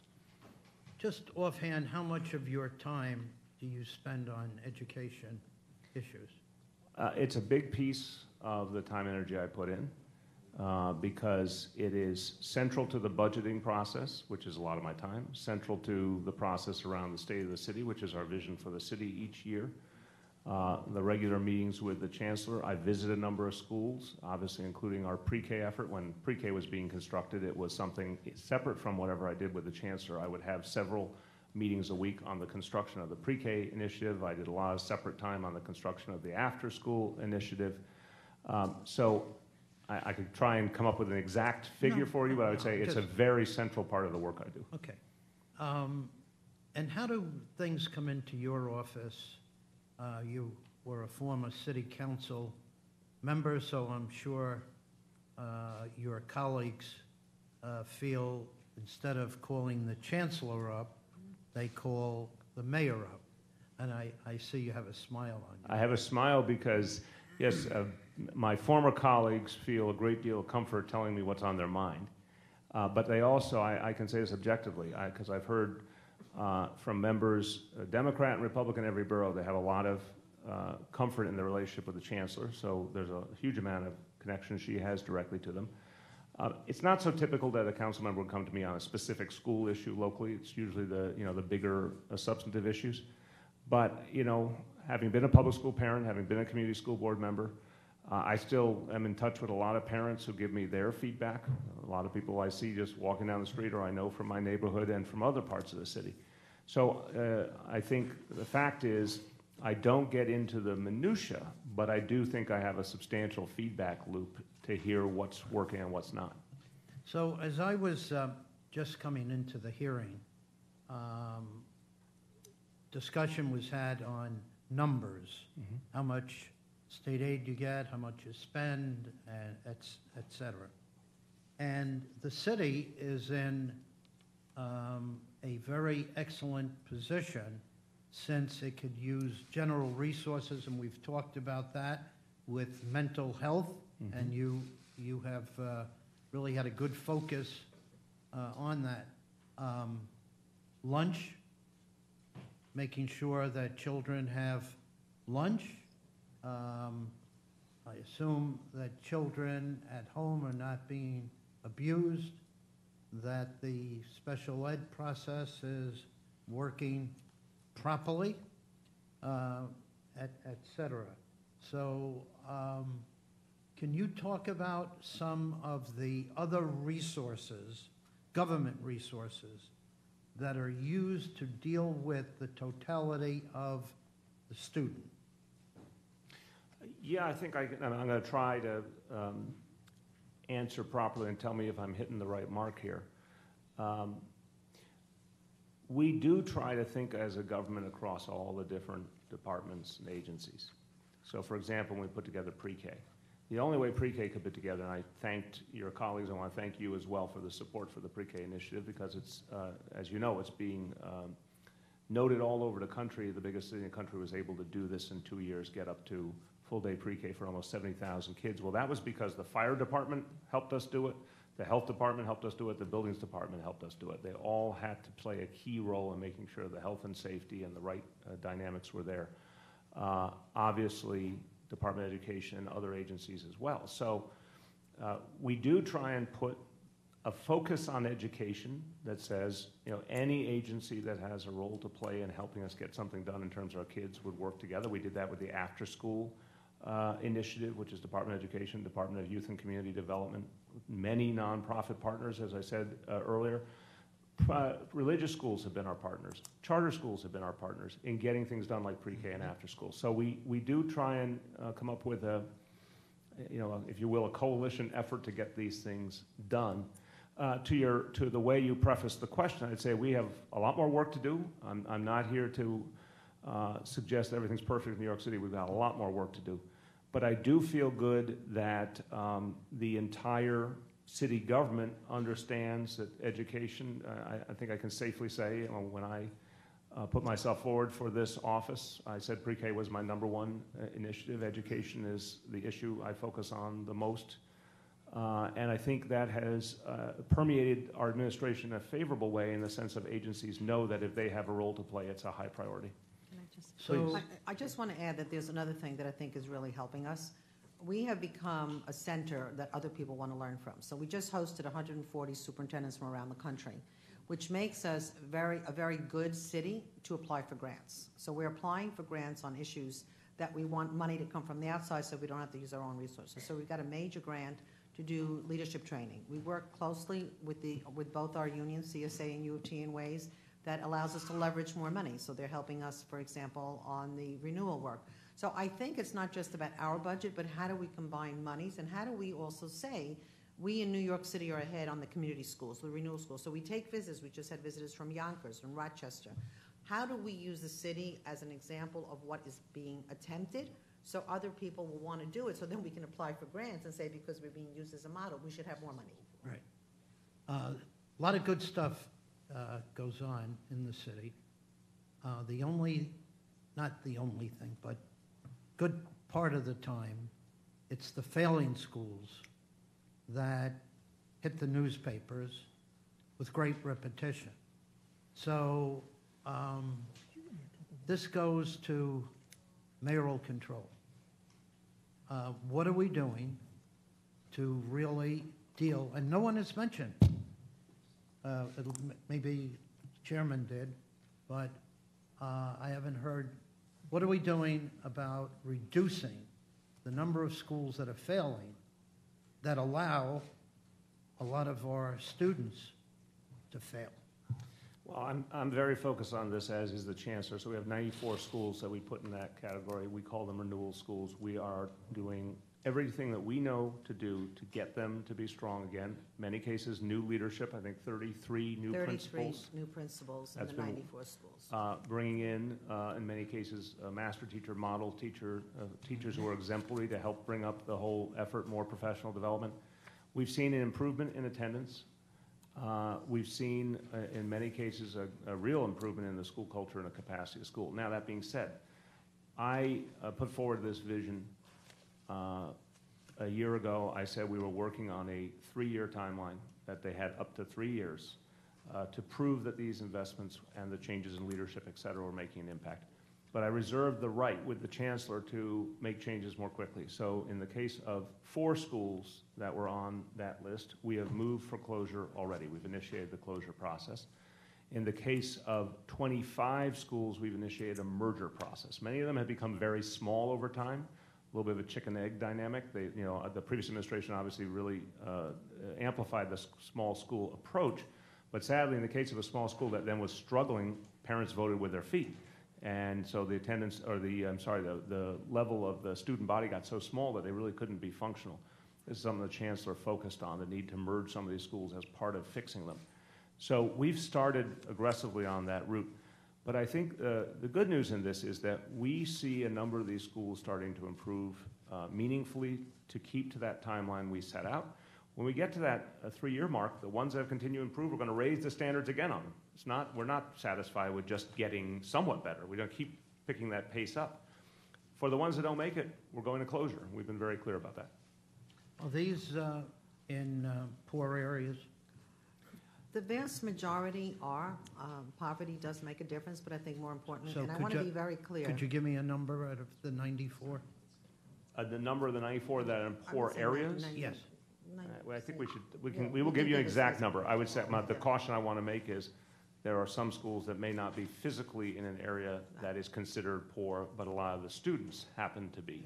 So we'll get you the exact number, but I think, as you said, as the Chancellor said, it is primarily in lower income neighborhoods, yes. I think we have really also need to change the dialogue on this, because when you say failing schools, you're also assuming failing students.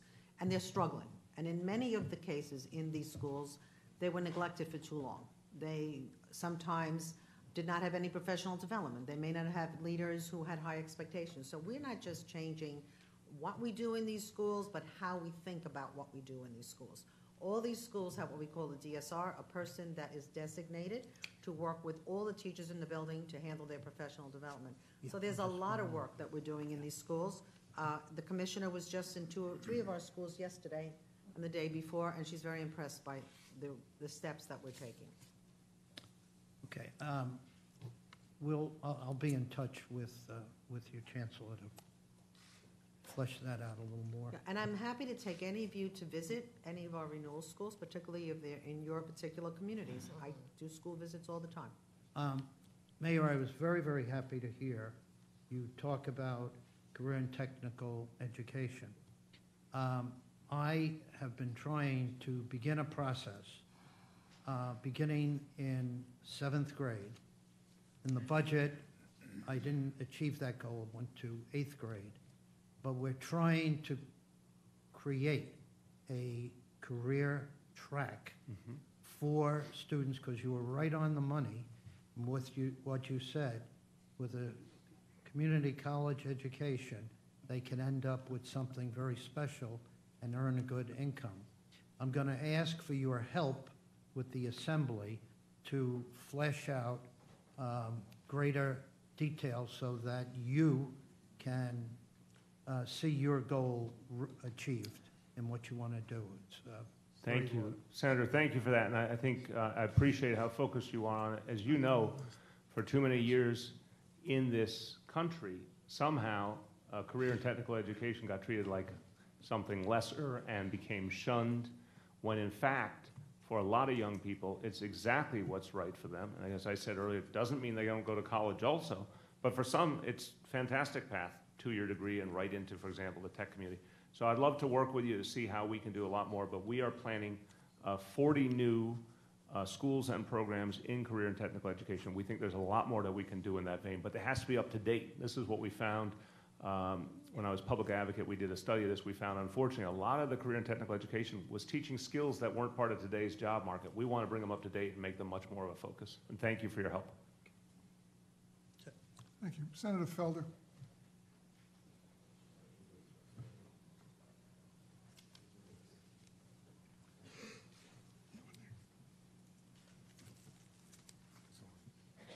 Okay. Good morning. Good morning. The Chancellor mentioned about the increase in psychologists in the schools. What is the student to psychologist ratio or vice versa?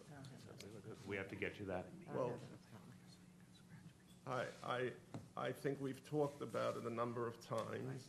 And I know you have these 2 schools where you're doing some other program where they're following students. Yes, single shepherd. Which is great, but I think addressing some of the issues that were mentioned about kids having the help they need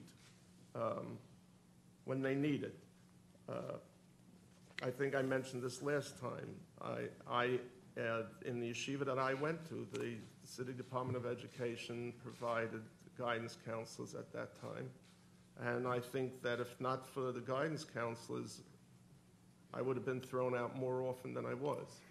So I just think that it's really an important issue to address, and I'd like to know how that's working. The other thing I wanted to ask about is to mention to you something that's very important. 3 sessions ago, in we came to an agreement, and you announced at City Hall a commitment to help families with special needs children, and in that process, there was a memorandum of understanding as well as the comments that you, Mayor, mentioned at the press conference.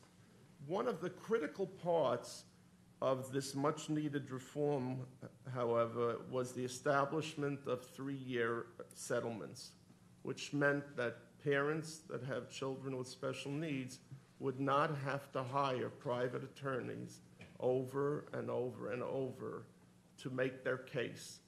And besides the financial burden on these parents, I think everyone understands the difficulty that parents face having to do the best that they can for each of these students, let alone having to get ripped off by some lawyers year after year after year. And I would just mention that before you made this commitment, and I thank you again, the lawyers used to tell the parents that they're not going to get approved on these IEPs without hiring them.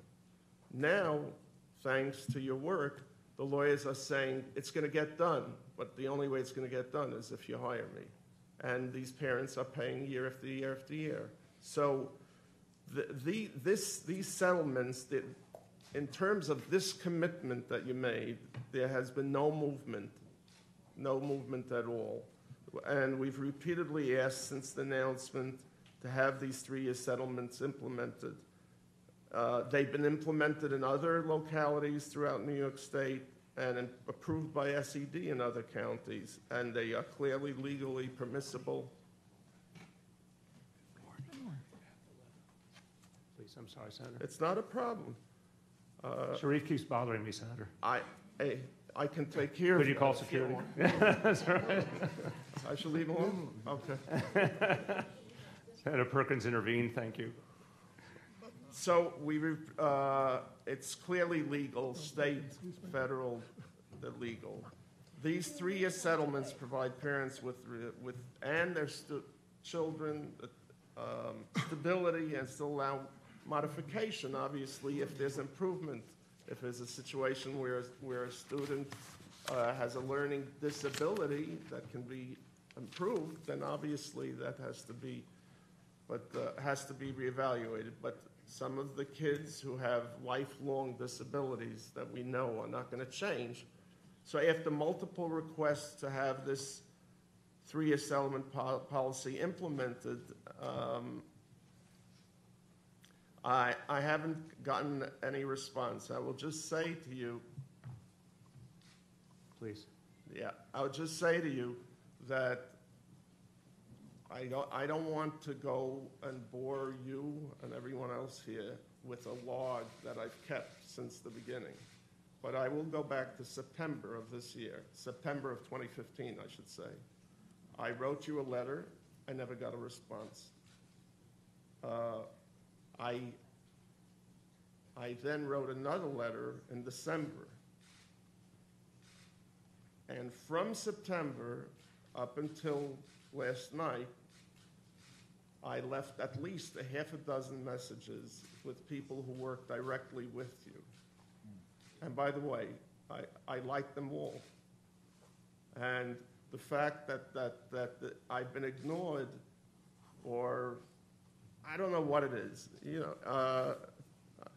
I don't want to get into that because that's something that I don't understand. But irrespective of that, one time, I would say once in early January, someone called and said they're working on it. Now, this has been going on for more than 2 years. And I know that you would not stand for this. I know that, and I want to believe that. So it's not about Felder, it's about hundreds of children and what we discussed. So finally last night, I got a letter, an unsigned letter by somebody who works with you, which falls far short of the commitments that we talked about. So I've rehashed some of that stuff enough, and I just want to ask you point blank, I'm asking you to make a commitment to have this implemented before next year's cycle, because if we get it done now, that means that parents that go through this process will have the ability not to have to worry about it for 3 years and not have to pay extraordinary costs to lawyers who are ripping them off for no reason. I certainly agree with your focus on the parents, Senator. We've talked about this a number of times. And you will remember when I was public advocate, we did a lot of work on this issue because I thought the system was rigged against the parents. And I think your summation of the games that some of the lawyers played is right. But I would say it even more critically. A parent who was dealing with a profound challenge, and I say many times publicly, it's tough to be a parent to begin with in New York City in modern culture, modern society. But then if you're dealing with the challenge of a child with special needs, that's adding a whole nother layer of complexity and burden to your life. And every parent would say, would do anything for our child, becomes the number one focus, and everything else in life still has going on. All the bills have to be paid, et cetera. So you would think when it comes time to engage the Department of Education, the question would be at the Department of Education, how can we help you? And I laid out, and I'll be happy to provide the reports to the committee, years ago that is not what happened. In fact, it was quite the opposite. It was a system based on making it as difficult as possible for parents to access services, creating as many burdens as possible, so bluntly a number of parents would go away and not press their claim. And it was a litigation-based system, which was costly to everyone involved. We said we were going to change that. Now, you led in the Senate, and I know in the Assembly there was tremendous feeling for this as well, and we got to, I thought, in 2014, a very good decision. It was a beginning. We didn't say it was everything. It was a beginning. My memory of what we agreed to did not fully treat this issue. We have to treat it. I'm going to speak to it in a moment. But I think what we said in that agreement, we have been consistently following through on, and I've talked to many parents and many advocates for parents who say it's not perfect yet, no one's pretending it is, but that there's a very substantial change that has occurred by and large in terms of the response of DOE to parents, the ease of the process, the amount of litigation, the outcomes for parents, that there's a real change that's happened in just 2 years' time. We have a lot more to do. On the question of your efforts on the 3-year issue, I want to formally apologize. There's no reason any member of the legislature would have to go to such an extent to get a simple answer. As you well know, we serve together in the council. Sometimes the answer won't be the one you seek, but you deserve an answer. So I find it unacceptable that you did not receive an answer. I apologize for that. But what I can tell you in the letter that was provided to you yesterday is that we are now committing when, and I want to put the conditions out very clearly, when there is no change, no meaningful change in the IEP, in the specific plan for that child, and there is no meaningful change in the service provided, that we think the 3-year model makes sense, and we will detail that in greater detail to you formally and what kind of timeline. I don't want to speak in too much detail today about the implementation timeline because I want to make sure anything I say to you we will keep to, but I'm very hopeful that a lot of that at least can be done for the school year starting in September. But I want to emphasize, sometimes the IEP does change. Sometimes the IEP doesn't change, but the place and the kind of service changes. So we do need to be straightforward about when there are variations. But I agree with you at the same time. There are many times when there are not. And if there's no variation in the IEP or the type of service, there should not be a legal process. There should not be lawyers involved. Just we should make it very simple and straightforward for the parent that they are approved and keep going with what they have. So we will delineate that to you in greater detail in the next few days, and we will put timelines to how we will implement that. So I just want to ask the same question again. I'm asking you very specifically for a commitment to do everything humanly possible to have this implemented for the coming school year. This is not the first. I just want to correct some things. if the mayor wants, I'd be happy to I don't have an iPad or something to play the press conference, but it was very clear that the mayor committed to doing these multiple year agreements. It's not something new, one. Two, this is not a question where it's like 50-50, that there's some that have changes and some that don't. The majority of the kids, for example, who have autism or who have Down syndrome, severe disabilities, unless there's some miracle by God, they're going to have those disabilities for the rest of their life.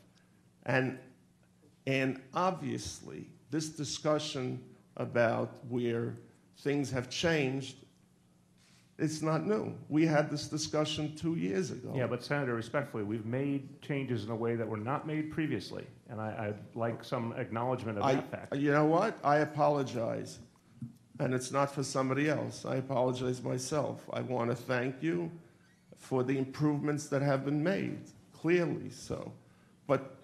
But I'm your constituent, and constituents don't call me to say what a great job I'm doing.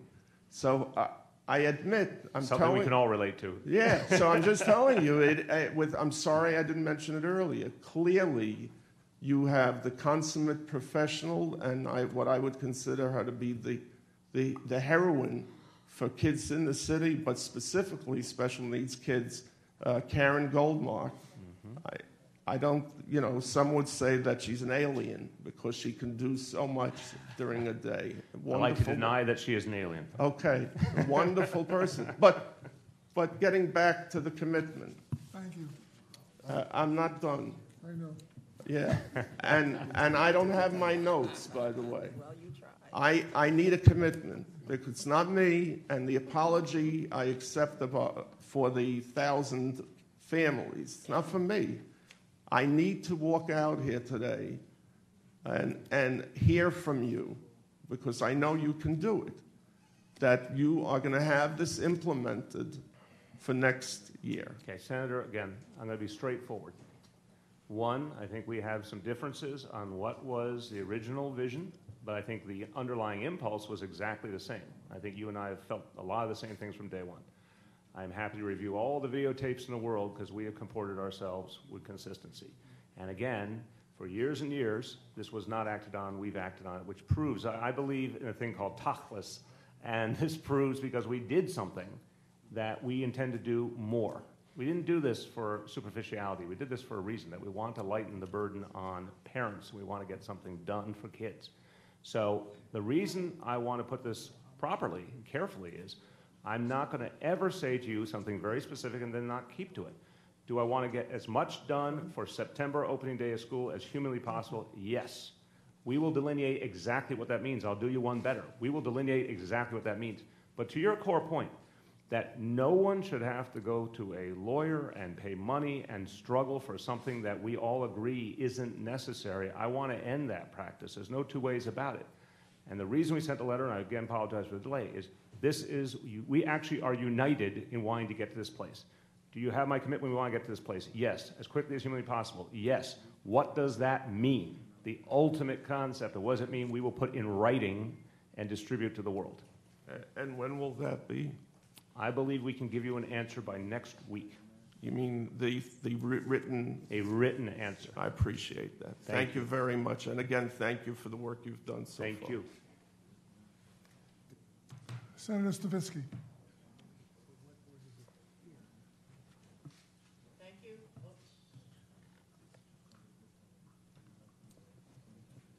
I was a history teacher, not an electron. It's on, it's on, it's on. Can I borrow? Okay. Did I have it? Yeah, yeah. It's on. It's on.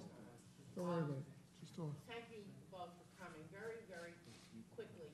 I read your testimony. You were the one.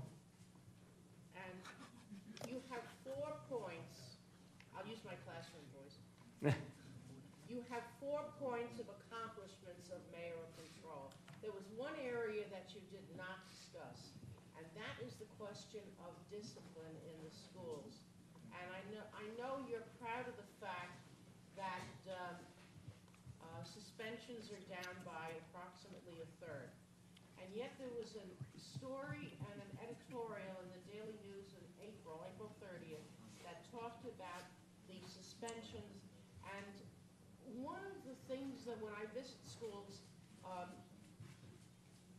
now it's on. One of the things that that when I visit schools, supervisors often complain to me about how they are forced to reduce the number of in-school suspensions, et cetera. And the Daily News uses the term in their editorials, I love, it said restorative justice or something.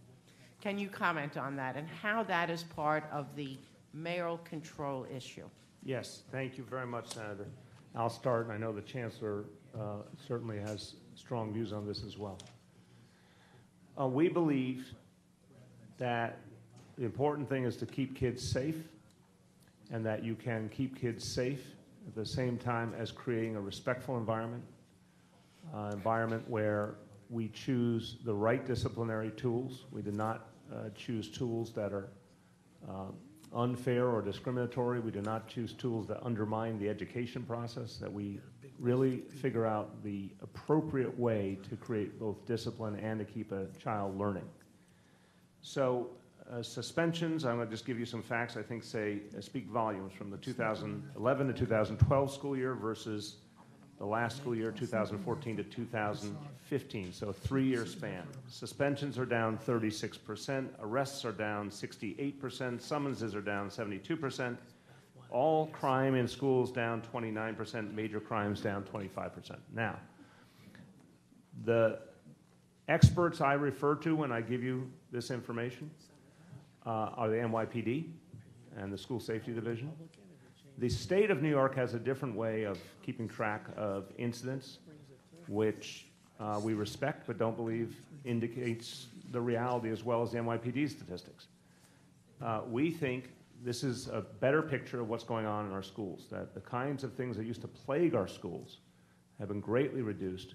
At the same time, we've been able to approach discipline in a way that is more fair, less discriminatory, more conducive to education. So I find that a lot of the criticism is based on a misreading of the facts, and again, it's interesting that some people, some commentators like to invoke NYPD statistics when it's convenient to their cause and then suddenly forget to look at them when it's not convenient to their cause. Well, I go to those statistics regularly, and they prove that this approach is working well for our schools. Chancellor, would you like to? Well, I think one of the most important things that we learned is that suspensions were unequal around the city, depending on school by school, race by race, gender by gender. So one of the things we have tried very hard to do is to make suspensions more uniform. What is the right reason to suspend a student?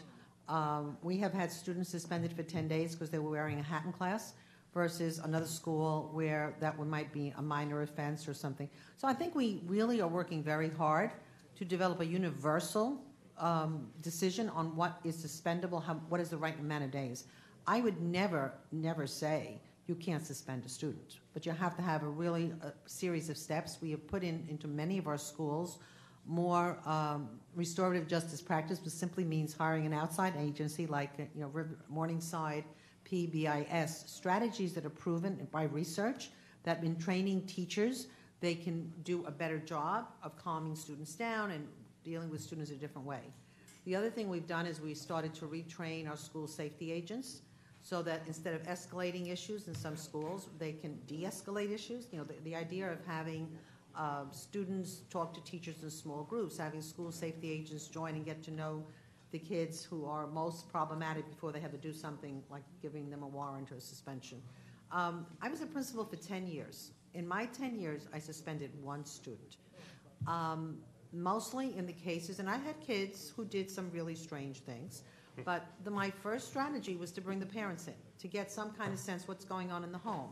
Is there a different kind of discussion? Maybe this child needs to see the guidance counselor. I'm not a feel-good kind of person most of the time. Does he need to see the guidance counselor once a week so we can get to the root of the problem?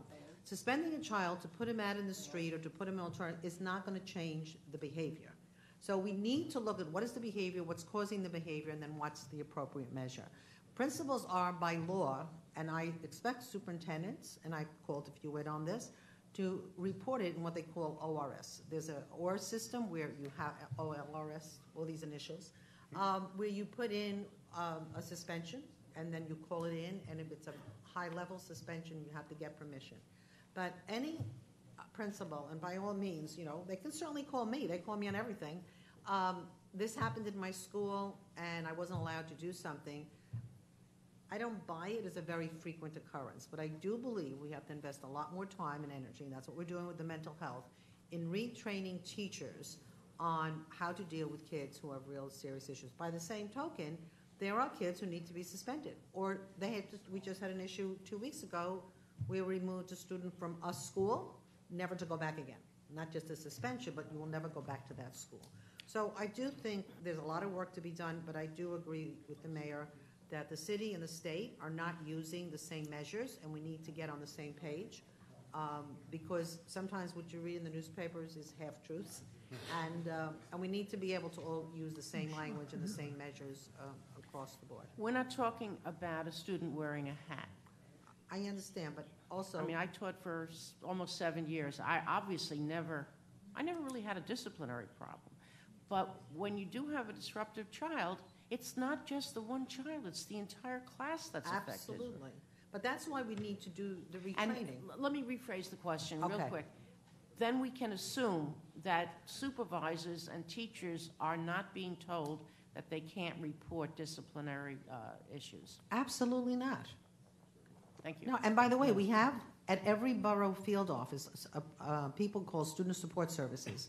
And one of the things that we just did an in-house evaluation of some of these services, and what they're saying to us is that they're very good at being, when principals call them, they're good at de-escalating issues, but what we need to do more of is how do we prevent these issues. And one of the things, I mean, it's corollary, although it's not necessarily tied in. I think May 17th, we're having a day called Team Up Day, where we've asked, I think, 300 some odd schools in the city to team up with their local precincts. So we can start looking at bringing people into the schools to talk to kids about correct behaviors and how do you look at your police officers. And the same thing, we are having an award ceremony actually this week for school safety agents that have gone above and beyond to create a culture in their schools of productive climate. So we can de-escalate and prevent. But by all means, if something serious is wrong, then by all means, you have to go to the extreme. Yes, Senator, just quick addition. Thank you again for your service to the New York City schools. But I was a public school parent. So was I. For the entire time of both my kids' education. I'm very familiar with the fact if there's a disruptive kid in the classroom, it can affect everyone. We don't want an absence of reporting. We want everything reported. We're saying the solution, as the Chancellor just said powerfully from her 50-year career as an educator, sometimes you need a suspension. There's a lot of times when there's another tool. We want to know anything that's going on. We want to engage the parents. I'm going to give you a traditional thought here. Engage the parents to help us address the issue with their child. So it must be addressed and resolved. We just don't believe suspension should be used as often as it was in the past. Thank you. Senator Peralta. Thank you.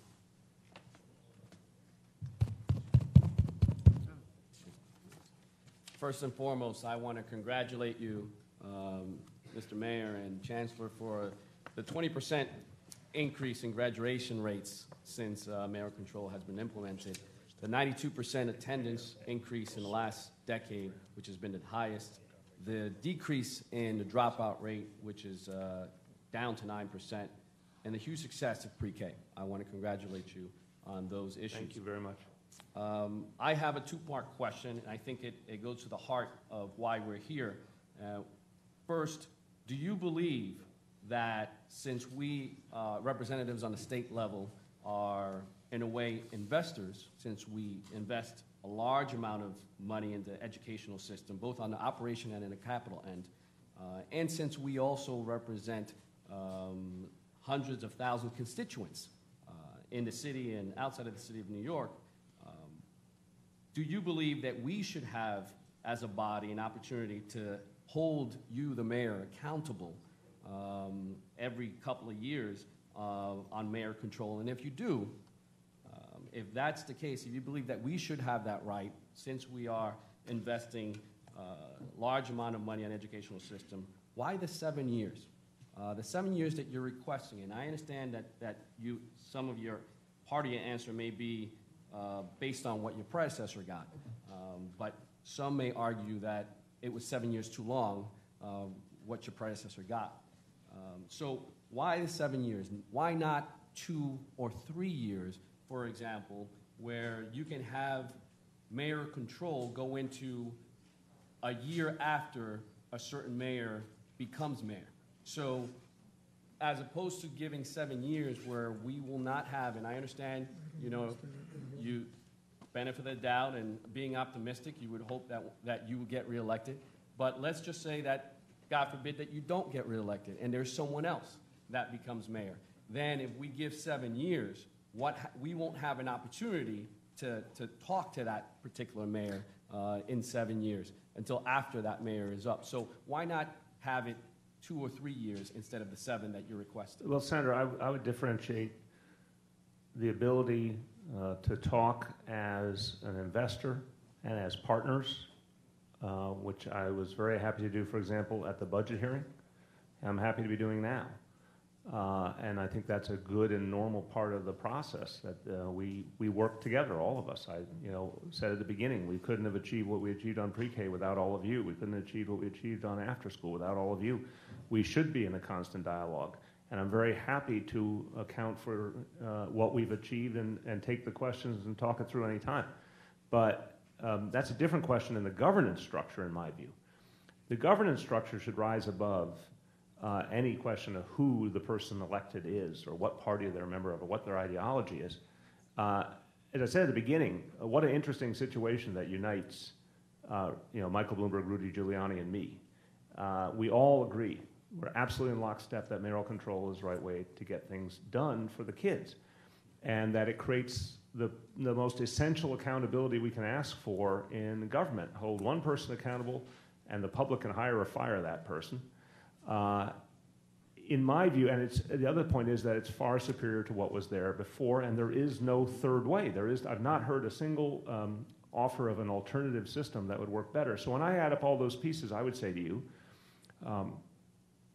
it was authorized for 7 years, renewed for 6 more. We believe that 7-year mark proved to be very successful, that the experience, the first 7 years of mayoral control were unquestionably a success, and that the numbers that we've presented today on graduation rate and test scores and the increased safety in the schools, et cetera, started by my predecessor. Even though we had our disagreements, we've been able to build on it and add a whole host of new elements, is a proof point about why mayoral control works. So I would argue that mayoral control as a governing system should be ratified for a substantial amount of time so we can keep the work of helping our kids moving. But in terms of the constant dialogue that we should be in, either in a group setting like this or individual settings, of course I believe in that simultaneously. What I wouldn't want to see, and I think your question very fairly raises kind of a counter reality, which is that the decisions were made based on who won an election or what their philosophy is. Well, the people of New York City are responsible for making that decision. We're in a representative government, but we ultimately all defer to the people. If the people choose mayoral control because they support a candidate who believes in mayoral control, or the people choose a certain course for our schools, that's their choice. And I would hope we're going to work with the person who wins in either situation, whether they're in our party or not. Okay. Thank you. Thank you. Senator Hoylman. Thank you, Mr. Chair. Thank you, Mr. Chair, and thank you for holding this hearing. I think it's very important that we have public hearings on such important issues. After all, we are discussing the future of our economy and the basis upon which we operate a deliberative democracy. So there's really nothing more important than the management of our public school system. I wanted to point out to you that we've not really heard from a single individual here, other than perhaps some polling data that shows that some New Yorkers are split on the idea of mayoral control, but all of the information you presented today points in the other direction, and very strongly so. And as my colleague just mentioned, graduation rates up 20% under the model of mayoral control: attendance rates, academic performance, the big ideas that you're able to push through, like pre-K, the wonderful progress you've made in community schools. By the way, my daughter now wears eyeglasses, prescribed to her at age 5 because of your program for vision in the schools. And the increase in parental involvement, something I hear as a public school parent. The statistic you show is 38% improvement. But one thing that I think it's almost hard to put your finger on is the fact that mayoral control has, in my opinion, reduced the level of rancor and dissension and antagonism among a number of stakeholders that are so important to the management of our school system, whether it be our teachers, whether it be our administrators, our public school parents, the local community. The fact that you're able to present a coherent, logical, and responsive management structure, I think gives a lot of New Yorkers confidence that if they do have a problem, they know where to go. So I wanted to point that out to you as something that isn't as tangible, and also point out that mayoral control is working all across the country. There are cities, Mr. Chair, the Center for American Progress recently released a report that shows that there were resource management and student achievement gains in cities, not just New York, New Haven, Connecticut, Chicago, Philadelphia, Baltimore, Hartford, Harrisburg, Boston, Providence, Rhode Island. So this isn't such a shocking revelation today that your success has been sustained and tangible. I think we're seeing it all across the country. So I guess I'll close with a question about how you think we, what your interaction has been with some of the people who have the biggest stake in the future of our school system, which are big employers. Mm-hmm. And I know we have a witness list of a number of folks from the business community who are going to speak on behalf of mayoral control. What are they saying about it? Well, thank you very much, Senator, for the question. I've been very struck by how strongly business leaders feel we need mayoral control of education. It's very consistent. And again, to Senator Peralta's question, these are some people who agree with me on a number of areas. There's some people who disagree with me on a number of areas, but still believe fundamentally that we need coherent governance, we need accountability. I think they use their own values in terms of management and look at this, and it much more resembles what they would do within their own organizations in terms of clear lines of authority, real accountability measures, consequences if things don't work.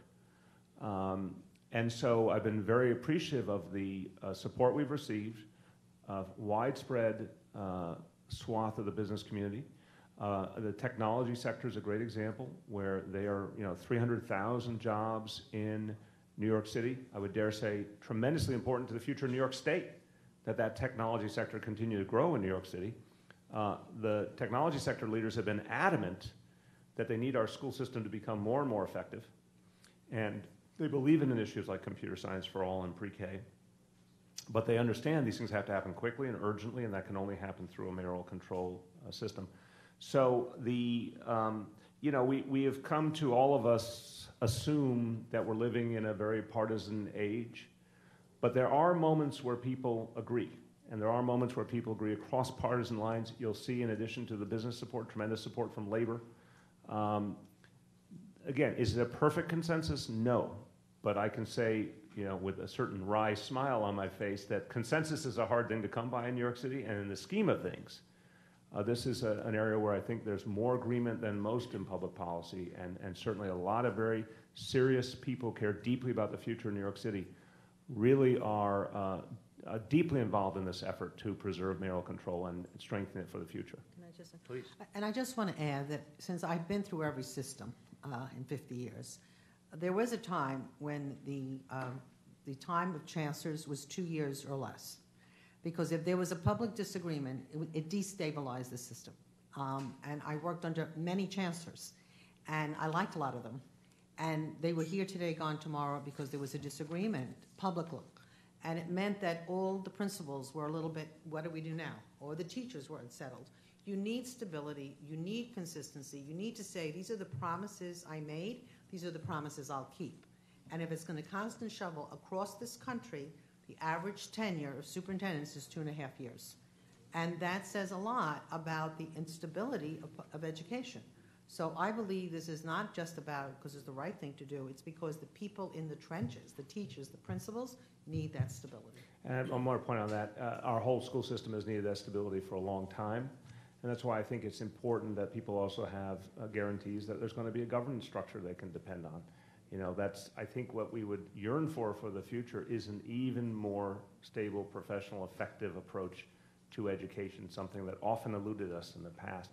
But people knowing that the governance structure is set, and now we can get to work deepening the reforms, deepening the improvements, I think that's the best thing for all the people who are trying to educate our kids. As a public school parent of a 5-year-old, I just wanted to tell you how appreciative I am and keep up the good work. And for the record, I strongly support renewing mayoral control, Mr. Chair. Thank you. Thank you, Senator. Senator DeFrancisco. Before I ask any questions, I just want to express my great dismay that Senator Hoylman didn't bring his daughter to an ophthalmologist or an optometrist or someone before she went to school. She had to rely on a public institution to find out she needed. Can I point out, if I may, I did, and they missed the diagnosis. It was the public school system that found it. Oh, okay. Very good. One more point for us. Thank you. And actually, you're in a phenomenal school as well, so. Very good. And did you sue the ophthalmologist for malpractice? I think that's your job, not mine.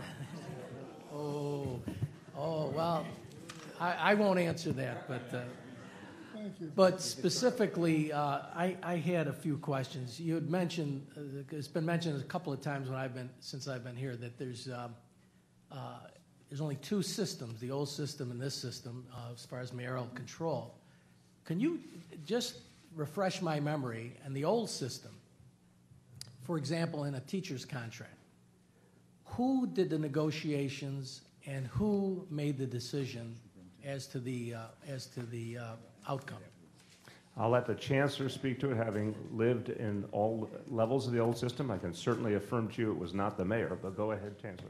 No, the negotiations were always done as part of the larger DOE, whatever the central unit was, and it was done for the whole city. So, but it was not, I don't believe the mayor was ever involved. I really don't know about the negotiations per se. Okay, but do you know who made the final decision? Was it the board that made the final decision? Most likely. No. And someone... I mean, there were actually 4 different systems. When I started teaching, there was a total centralized. No decisions were made that were not made at the infamous 110 Livingston Street. Everything was decided there.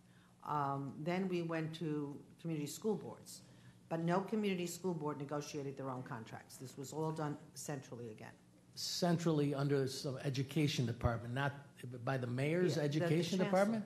The chancellor, the board chose the chancellor. No, the board chose the chancellor. And the chancellor did not get involved in most of the negotiations. So somebody did. Somebody made the decision. Does anybody know? It was a mess. There's a good note. I love this. It was a messy 3-way negotiation. And generally, you know, I also lived through the 1968 teacher strike. There was a lot of dissension in a lot of the other systems. 3-way negotiation. Who are the 3 parties? Well, I would say the mayor's office, the board of trustees at the central office, and the unions. That would be 3 ways. Okay, so ultimately, would the mayor have to give the okay for that salary increase? Yeah, I did not participate in that element of the system, so I don't want to give you specific answers. What I can say, I want to restate what I said at the beginning.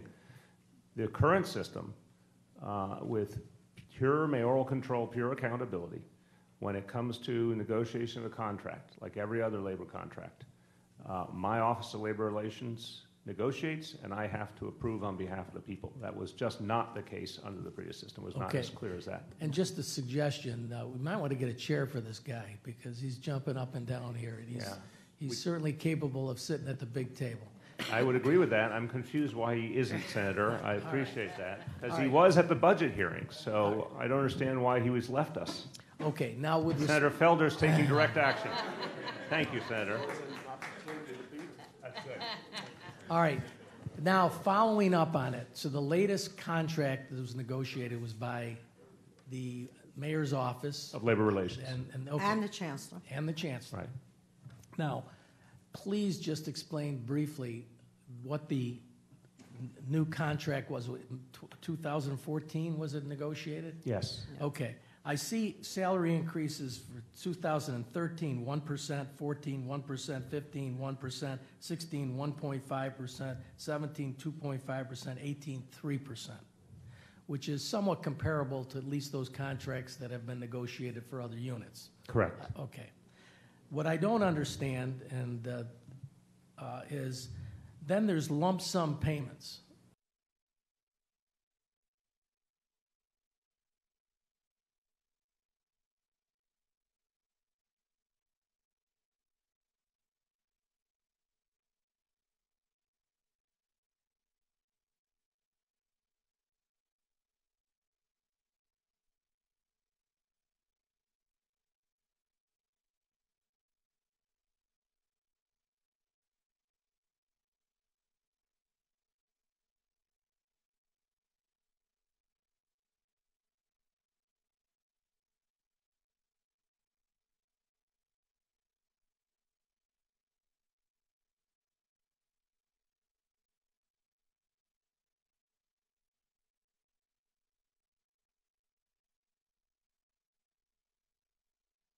When I came to office, there were no labor contracts settled. We had the entire workforce not under contract. Now, I believe you and I might share a classification as fiscally responsible. And so the mandate I gave my team was we needed to settle the contracts. It was not appropriate to have our workforce not under contract, but we had to do it in a way that was fiscally prudent because this was going to have a long-term impact on the city. In fact, the uncertainty of our labor relations being unresolved was creating a huge question mark for budget monitors, rating agencies, et cetera, and for the future of the city. So I said, I need long-term contracts. I need them to be fiscally sound. Remembering that different unions had their contracts expired at different moments, to construct a pathway to resolution was a little different for each union. But what we said was once we established a clear pattern, we were going to stick to it. So, of course, we wanted a pattern that we thought was responsible in the first instance. The teacher contract was the first major contract. We put together a combination of pieces to get to a fair outcome, and then every contract that thereafter was patterned on it. Because there were out years, back years, that were farther back than almost any other union, we had to construct a way to compensate for those past years. Okay. So that's where some of those I get it. elements were included. I get it, but in 2015, there's a lump sum of 12.5% of what? Okay, and what I do not ever want to do is give you a detail I cannot specifically explain, so I will get a letter from our Labor Relations Commissioner detailing each element of the contract deal. Okay, but if one of the issues, obviously, we are at a point where we're determining whether to continue mayoral control. And if there is something that's done while there's mayoral control, maybe that could change somebody's mind that maybe you're not as fiscally sound as you may think you are. And since we're sending so much money out every year at the state, I think it's a relevant issue. And so when I see a 1% increase in 2015, but then see 12.5% lump sum of something, it sounds a hell of a lot more than 1%. And then when it gets to be 25% of something in 2019, it's 2018, it's certainly more than the 3%. So that would be pretty important to me. I appreciate that, and I agree with you. I would say it this way. When that contract was agreed upon, I think it was May 2014, it got an immense amount of scrutiny from rating agencies, from fiscal monitors, from all levels of government. And The response to it also included an unprecedented amount of healthcare savings, which, as you know, is one of the number one areas we have to address if we're going to create fiscal stability for the long term.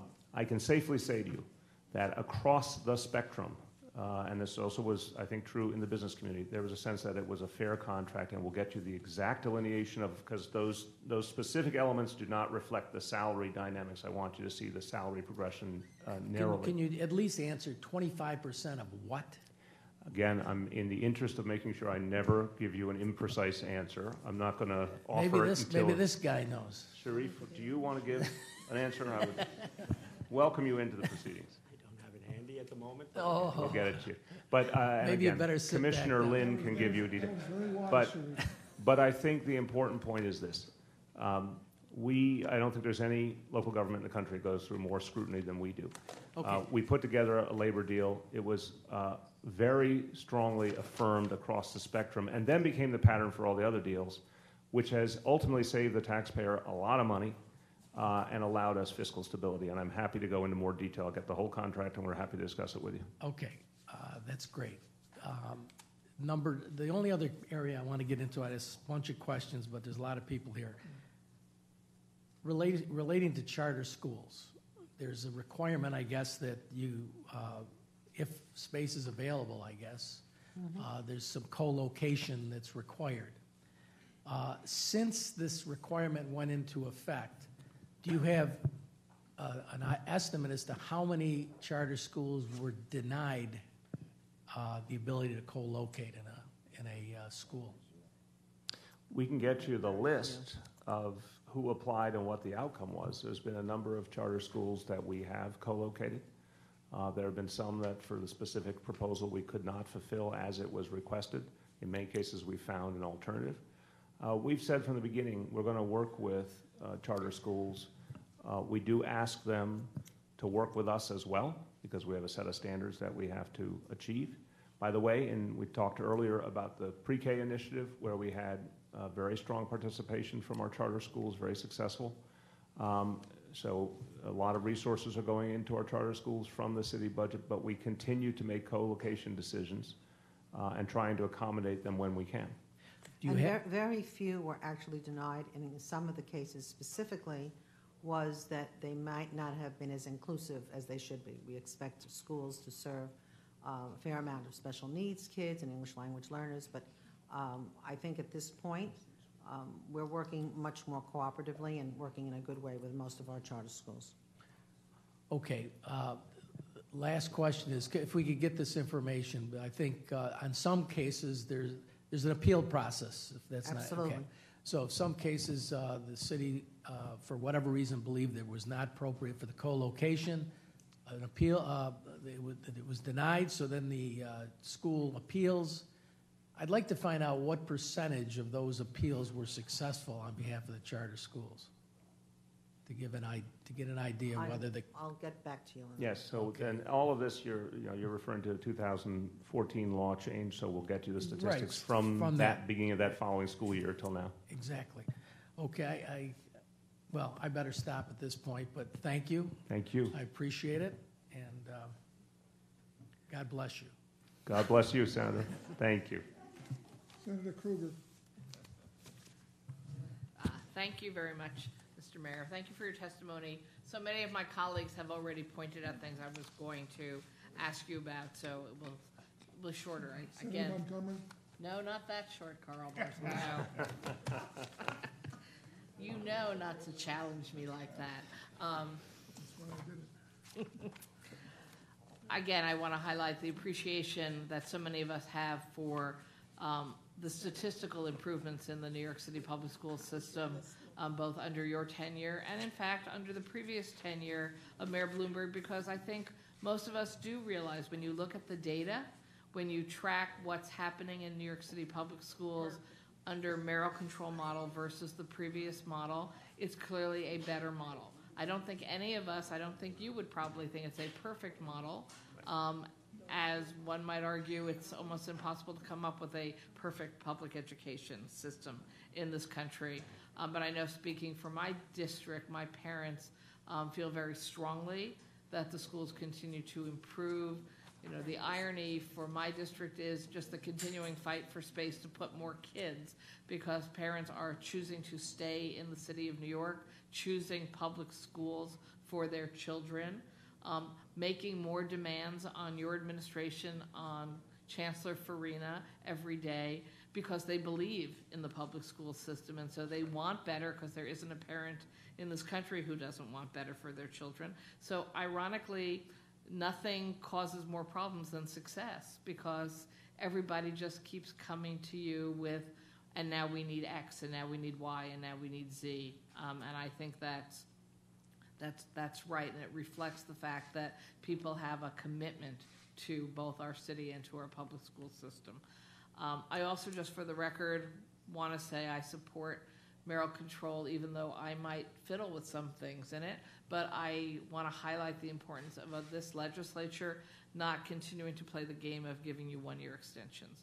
There is no way to plan for a public school system for over 1 million children, not knowing from year to year to year whether or not your entire system is going to go into legal collapse every 12 months. So I urge my colleagues who are here today to recognize the importance of not allowing New York City to be left on a ledge that is particularly unhealthy for our public education system. So to turn this into a question, what would it mean if we literally kept going at a year-to-year model for the city and the Department of Education? Look, it creates instability, and it means that as you're trying to do big changes, which we're trying to do, everything we're trying to do is to improve the schools fundamentally over years and years. I gave that example of getting all our kids to third grade reading level over the next 10 years, a massive endeavor. It's never been attempted before. Anything that stands in the way of it is a disservice to our children. So if we don't even know what our governance structure will be in a year, it does not allow us to achieve all that we need to achieve. It doesn't allow us to put all the focus that we need to put into continually deepening these initiatives. And I think I appreciate your point a lot. To what end? If there was an alternative on the table that was better, I would debate that any day. But since I have not heard anyone come forward and say, the system we want to use is X, let's show you why that's a better system, it feels a lot of times like one hand clapping. Here's a system that has produced stunning results in 13 years' time. If it ain't broke, don't fix it. Let's deepen our commitment to it, and let's get to work fixing these big challenges in our schools. It's just focused time. Every time you have to explain something, you spend 2 days preparing. It's like the paperwork that principals sometimes. The time for a leader that's an education leader is to be in schools, is to be talking to parents, and this is diversion. And I think we need to stay based and focused on the work. And I guess I would also just highlight the problem if Albany chose to try to micromanage public education in the city of New York.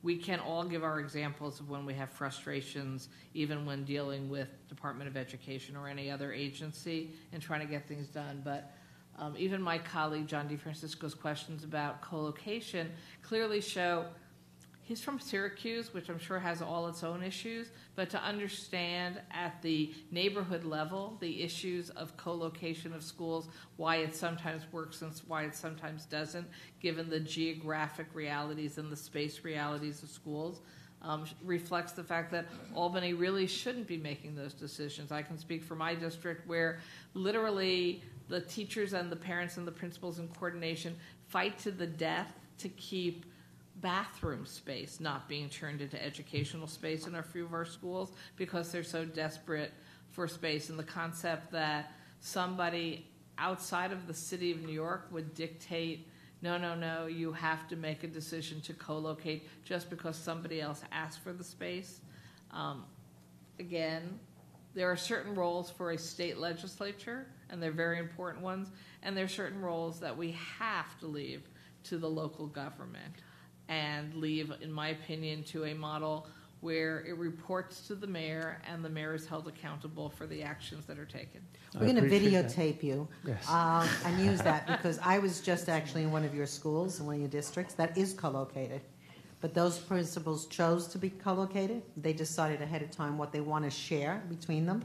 And in one particular case, their things that they're sharing is their special emphasis on special needs kids, and they don't want them moving from one school to the other. So the elementary school is in the building, very overcrowded, but the middle school is also in the building and taking on a large majority of those kids. So there are good things about co-location, but local is the right way to go. And just finally, Senator, that I agree with your statement. I also agree, as said with Senator Peralta, that we should be in regular dialogue. We are very happy to be in regular dialogue with the legislature because there should be a partnership. That's a different question from how to manage the day-to-day, hour-to-hour of a system with 1.1 million kids. But at the same time, we honor the fact that we want to be in regular communication with the state government about how we do things together. Thank you. Thank you, which is what this committee is doing right now. The fact of this hearing is a matter of oversight. We spend $9 billion of the taxpayers' money. We send it to the city of New York, and the residents of the state of New York who pay that money, who pay those tax dollars, because it doesn't all come from the city, have an expectation that we know what we're doing and we're going to ask some questions, which is what we're doing now. We're trying to get information and clarify issues and clear it up, because these people, whether they live in the city or not, have to vote on that $9 billion, and they should do so with some level of intelligence. Senator Montgomery. Yes, thank you. I want to first thank the chair for holding this hearing. It is important. And for future generations, what we do this year and every year thereafter makes a huge difference for young people in our state. So I appreciate this opportunity. And I want to just say to you, Mayor de Blasio, I want to thank you for all of the positive things that have happened. I must correct you in saying that prior to your becoming mayor, we did have some huge issues and problems with the system.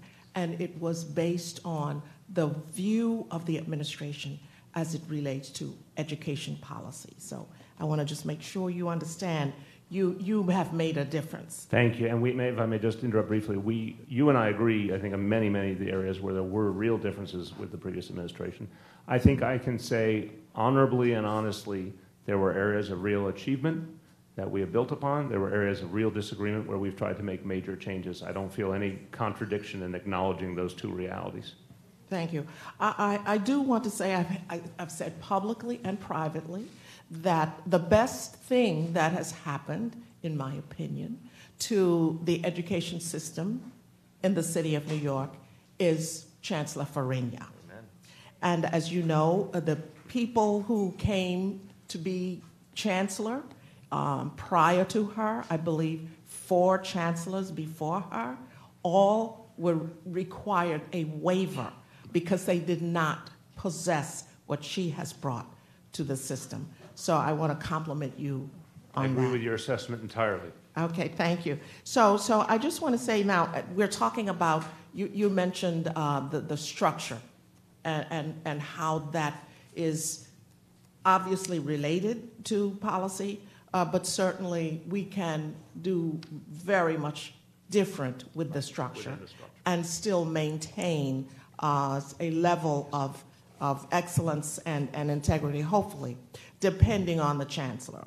So my question to you is, if you are no longer the mayor, and we do not have a mayor with the same goals and interests that you have, and vision that you have, and commitment that you have to the youngsters in the system, and therefore we won't have an opportunity to have a Chancellor Farina leading our system. Maybe we'll have another kind of business person or someone who really doesn't have her level of expertise and commitment and skill. How do we ensure that that person who does not have the same commitments that you have, we can depend on that person to select a Carmen Farina?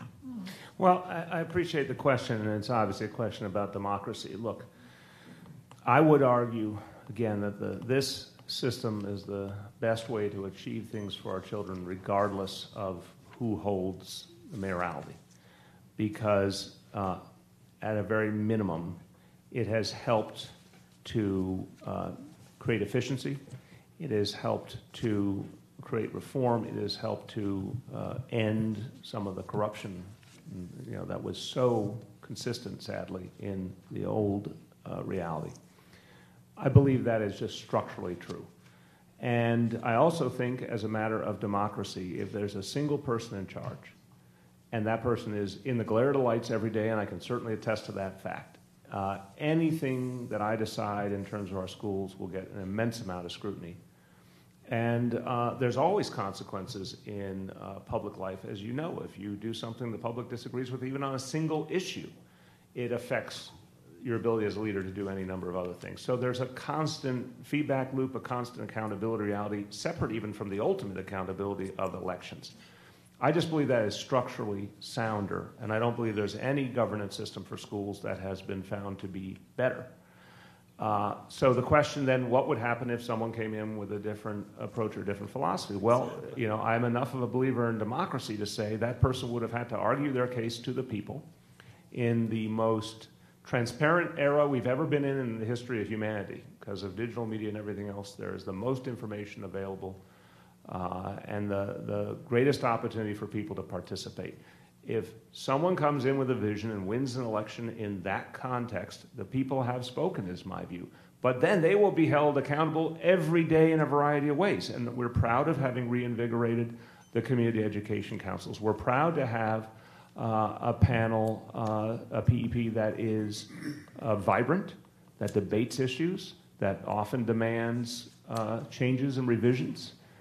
So I think the current iteration, as we are applying what you have granted with mayoral control, is a more democratic one, a more rooted one in the community. And I believe history tells us it's hard to go back in a good way, that now there is an expectation of a PEP where these debates will take place. There's an expectation of CECs that will strongly advocate for the needs of communities. There's an expectation that every Saturday, CEC presidents are meeting with the chancellor. It's hard to put those genies back in the bottle in a good way. The bar has been set higher. I also believe, one last point on the educator point, I'm very proud to have named the first educator of the last 5 chancellors. It was absolutely necessary. It was something I pledged to the people I would do. I think that's going to be also a very big pressure on whoever is in the future in the mayoralty to continue that tradition, because Chancellor Farini's results have been so positive. But I think parents believe an educator should run the school system. So I think some of this goes beyond even any one election. It's something changing, I think, in the expectations of the people and the parents. Quite frankly, Mr. Mayor, Please. I am looking at the presidential campaign right now. Touché. And I have some real fears about what we could end up with. But not to belabor that. But I'm sorry, just very quick. Yeah. I do believe the local level, yeah. There's a much higher level of accountability and a very specific, tangible scrutiny at the local level than what we are seeing. And I hear your point loud and clear on the national level, but I do think there's a difference.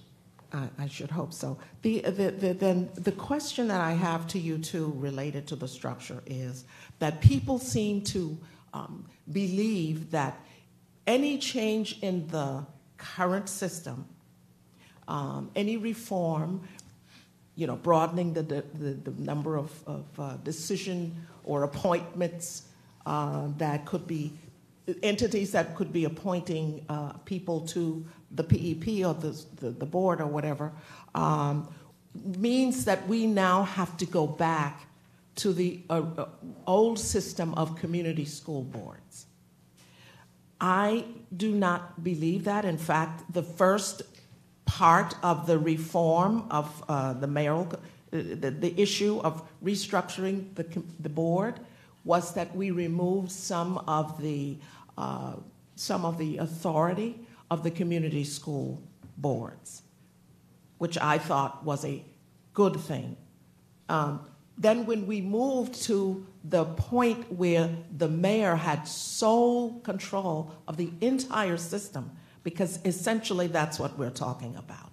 Who is the ultimate single authority, and that now is you.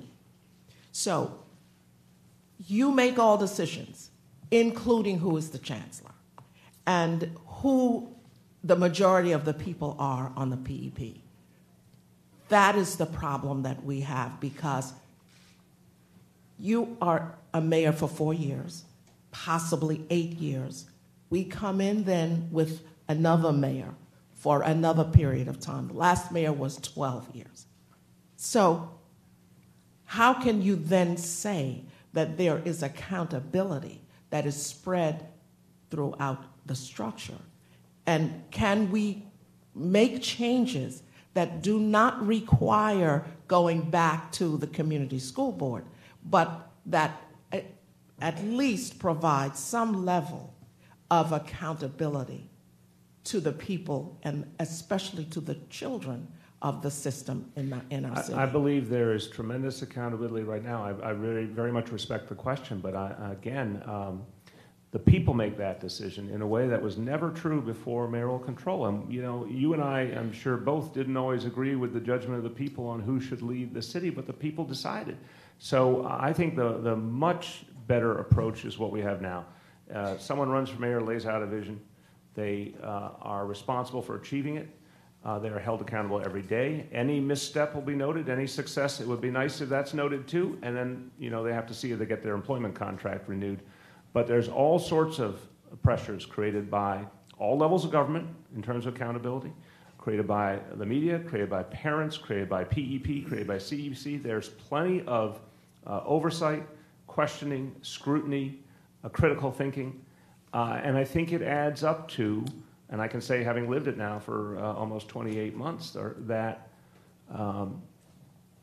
it is not, by any stretch of the imagination, sort of a isolated dynamic where someone in my role is making decisions with no reference to all these other voices and all these other concerns. It's a constant daily reality of listening to all the other stakeholders and ultimately making decisions. But what I would argue is where we can't go back, and it's not just a matter of the community school boards.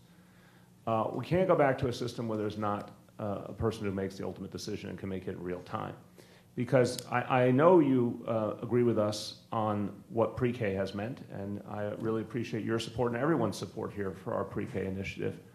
There is no way on earth it could have been achieved in 2 years if there wasn't enough capacity in terms of decision-making and driving an entire government to a goal.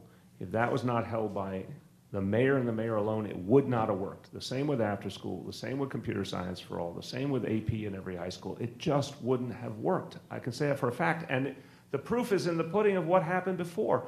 Look how many times, as the chancellor described, there was no stability in our school system. Things didn't move. We had horribly low levels of achievement. Folks who were underprivileged to begin with got more underprivileged in our schools. And chancellors were constantly cycling in and out, and there was no forward motion in the greatest city in the country. So our schools were not the greatest.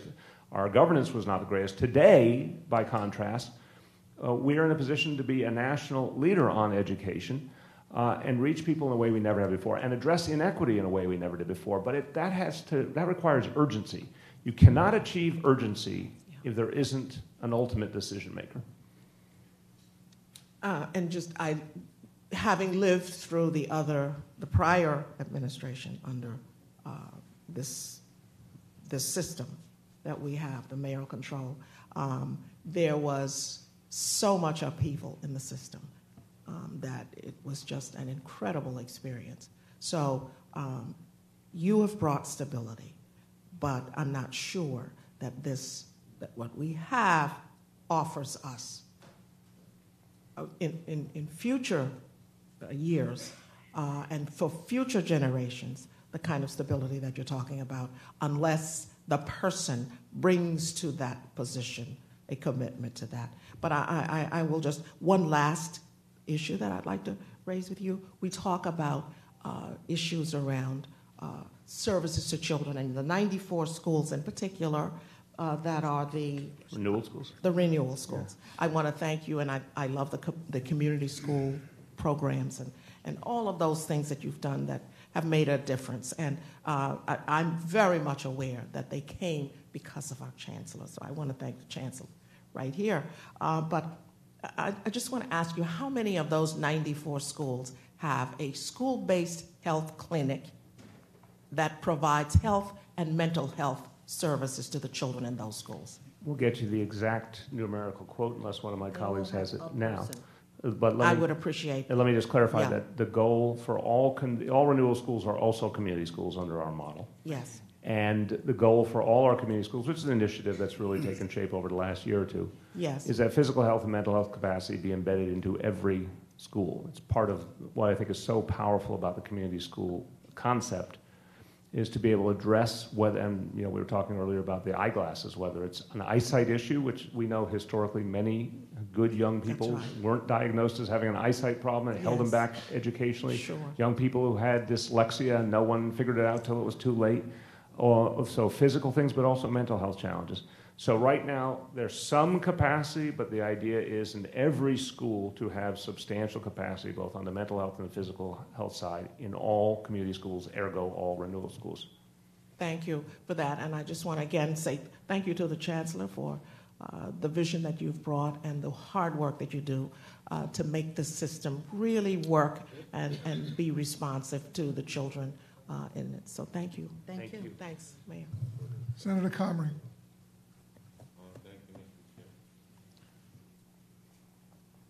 It's on. Okay. Thank you, Mr. Chairman. Good afternoon, Mr. Mayor. Good afternoon. Appreciate you being here all day to listen to our concerns, and want to thank the chair for holding the meeting. And it is an issue that impacts everyone in the state. I want to align myself with some of the comments that Senator Montgomery said in terms of the fact that you have raised the bar by hiring an excellent chancellor to govern the system and to ensure that there's a better level of discourse. She has truly changed the focus and made it better in many ways for people to communicate with the chancellor directly. And I want to applaud you and the chancellor for everything that you've done since you've arrived to try to improve the mayoral control system. As you know, I represent Southeast Queens, and we have many schools in the district that are in dire need of extra resources. And one of the issues that I wanted to bring up, since people are bringing up things other than mayoral control today, is the funding formula. If a school is behind, they can never catch up under this funding formula. If a school has no science labs or no curriculum extras, they can never catch up under this funding formula. The teachers, the principals are restrained in their ability to handle everything, since they're handling everything from maintenance to programming to extracurricular programming. They can never catch up. And I would strongly take a look and hope that we can have more discourse about the funding formula. Because if every school is getting dollars per child, a school that is already a decade behind can never catch up. And I would hope that we address that more clearly in a different venue. May I speak to that for a moment, Senator? Sure. I want to repeat, because I think it's important, that to the previous point from Senator Montgomery, so all the renewal and community schools, that's a total of 130 schools, are, as of September, will be at 100% of fair student funding. Right now, thank you to the support you provided in the budget for education aid. We are now at 91%, average of 91% across the entire system of the fair student funding standard. No school at this point is less than 87. If you will help us similarly next year, we will take that citywide average to 92.5%. The floor will become 90%. If we continue on the same pace with your help, we will have resolved the fair student funding issue by fiscal year 21. We will have every school in the city at 100%. So I do deeply appreciate the point that there has been an injustice done and that it doesn't change overnight. I'm not for a moment underestimating that challenge, but I do want you to know in real time we can right that wrong. and then move the whole system forward. Also, I want an That's example. good to hear. I wasn't ascribing that problem to you. No, I understand. I'm saying your administration is addressing it, but as we move around to schools, and there are schools that are having problems because they don't have the facilities to keep up with other schools in the system. My district has one of the highest median incomes for any district in the city, in the state. But parents are mobile, so they take their kids to the schools that have the computer labs, that have the extra programming. I have many parents in 29 that will take their kids to private school, even though the local school is closer, because the schools don't have the amenities that the other schools have. And because of the funding formulas, these schools can't catch up to provide the things that private schools can have. So I have parents that will take their kids to Elmont and fake addresses, or take their kids to the St. John's Prep or other schools, as opposed to parents that are staying in the local schools. And we need those parents in the local schools, because those are the parents that tend to be more active. They would be helpful to the PTA. They would be able to provide resources. But because they see that the local schools are not comparable for a homeowner, if you come out to you were at my community this weekend, Mr. Mayor. Sorry I couldn't be there, but I had a commitment to another church. It's not an impoverished community. As I said, people are proud of their community, and they want their local schools to reflect that. And right now, most of my local schools don't reflect that because of the funding formulas that have been in place. I hope that we can do more on the state level to continue this program, but I wanted to just raise that as an overall issue. Because I want to bring it back to the debacle that's happening at 109 at the end, but the Chancellor raised that can of worms, so I'll bring that up later. But I wanted to focus on mayoral control, and I believe there should be mayoral control, and as a former school board member, as a parent with 2 children that went through public school, I understand the differences, and I understand having one point of our responsibility, and I think that's important. My concern with mayoral control is that DOE has now become an overall oligarchy in some ways, that there is not there needs to be more opportunity for input. There needs to be more opportunity to talk about policy changes. There needs to be more parental input, and especially with co-location, the process for co-location with parental and community input is horrible.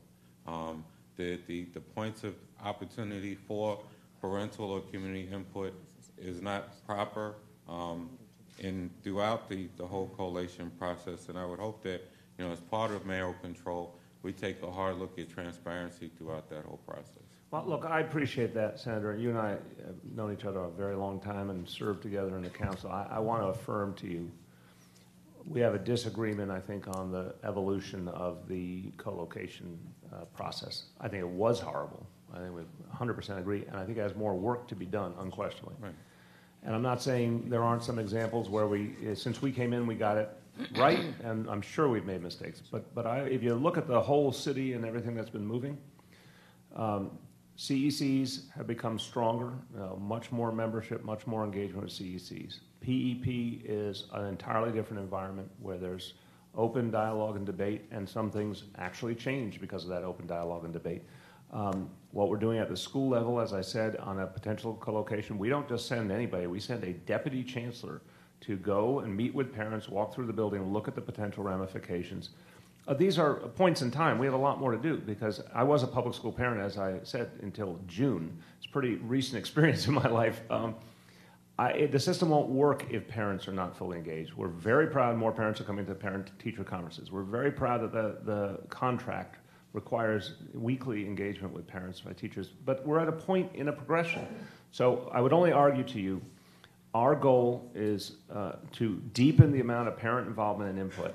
But I can say to you very personally, as the person ultimately responsible, if you or anyone else raises a concern to me, it's taken very seriously.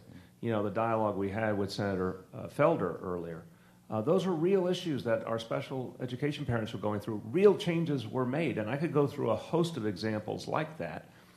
And I think Senator Montgomery's point is fair, that maybe you didn't see that in the previous administration. I do understand that. I felt the same way often. But I also have faith in democracy.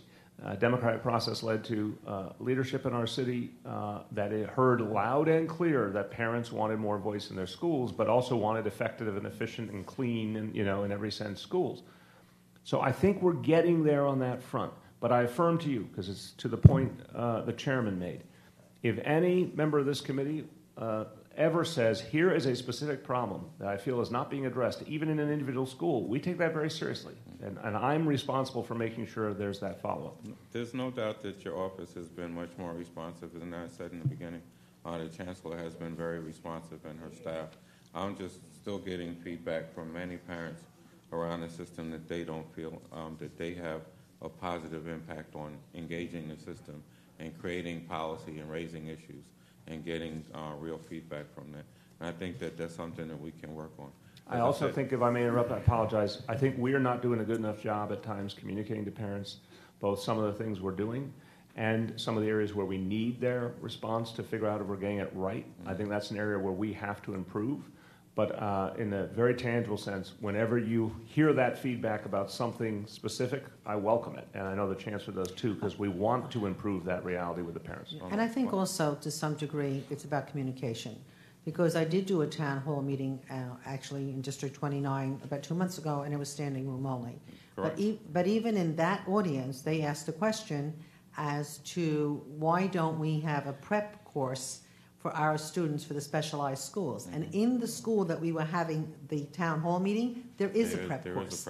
But they have to go after school, they have to go on Saturdays. So a lot of the changes that we make also require some parent responsibility. So we can offer things, but if parents don't take advantage of them, that's not going to help. Right. And the other thing that you and I have discussed in the past, and we came at it from two different points of view, was August Martin. Right. And there was a lot of negativity. This school, going into next year, has an increase in enrollment. Yeah. Because we did everything, renewal school, new principal, we had that discussion, and actually has now become a focus that other people want to be into. So I think it's, some things we're trying that are new, some things will work, some won't always work, but I think having the open dialogue and being able to talk to each other is the most important thing. No, I've appreciated the open dialogue. And again, I'm not targeting this to just you. Again, your office has been helpful and your office has been responsive, but there's still some things that can be corrected. Absolutely. Opportunities to ensure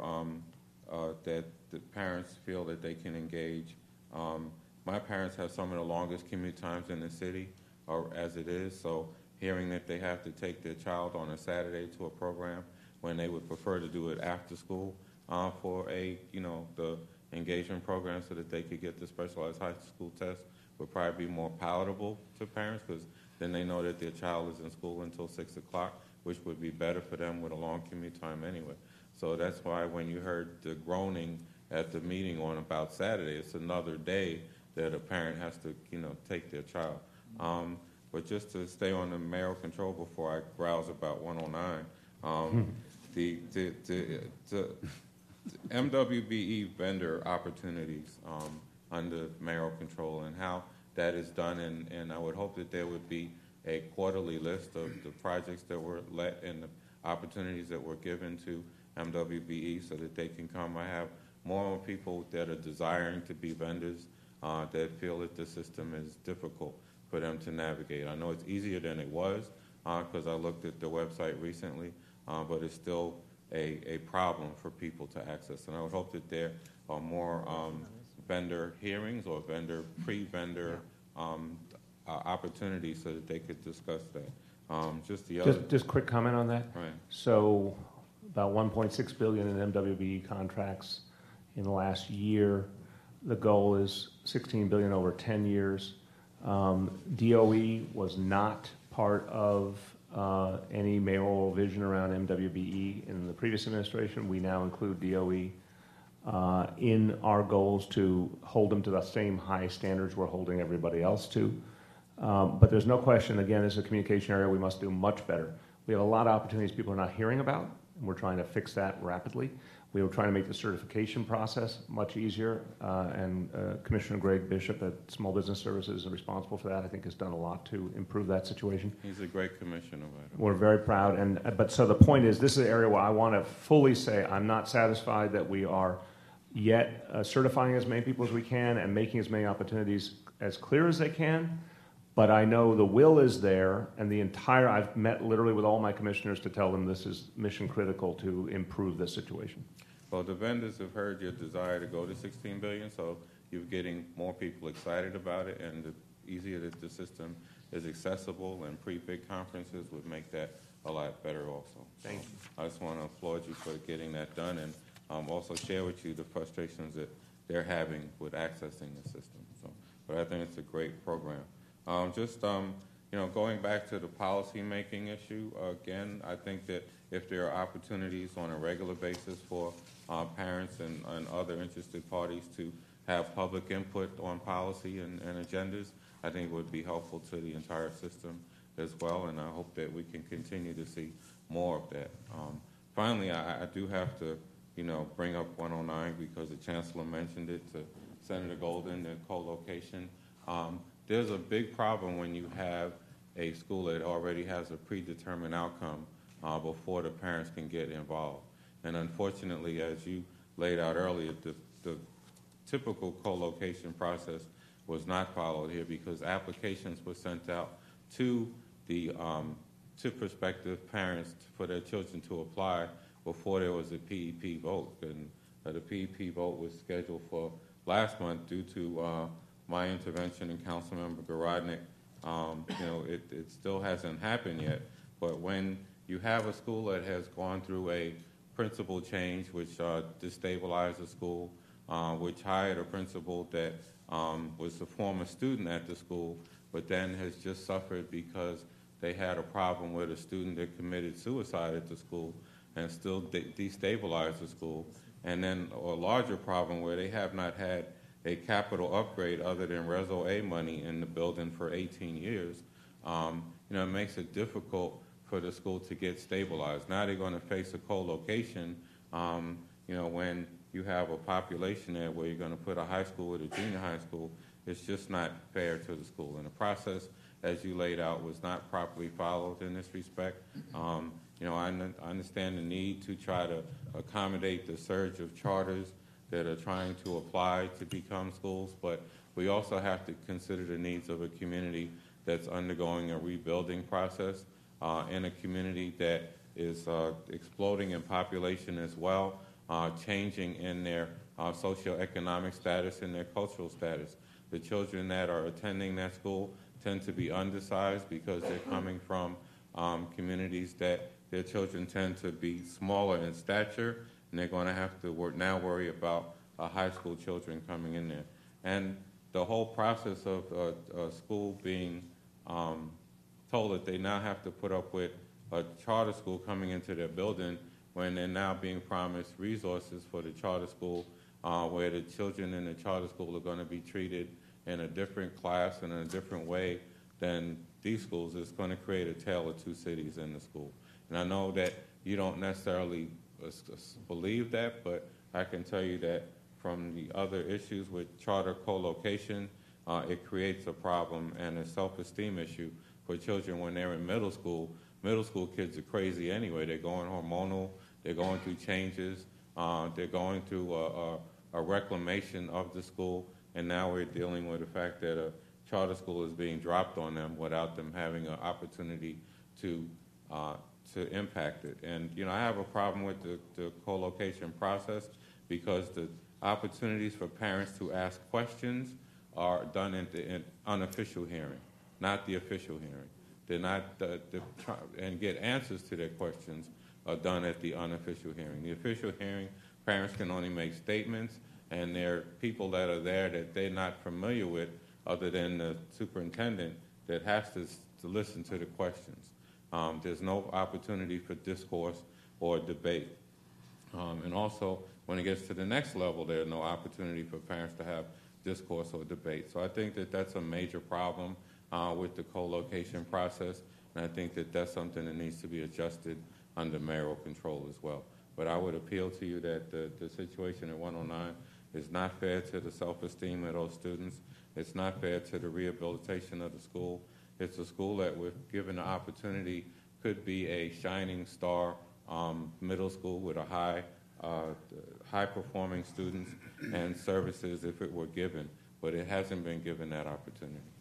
Well, as you know, we forestalled the vote. We've been talking to the CEC members.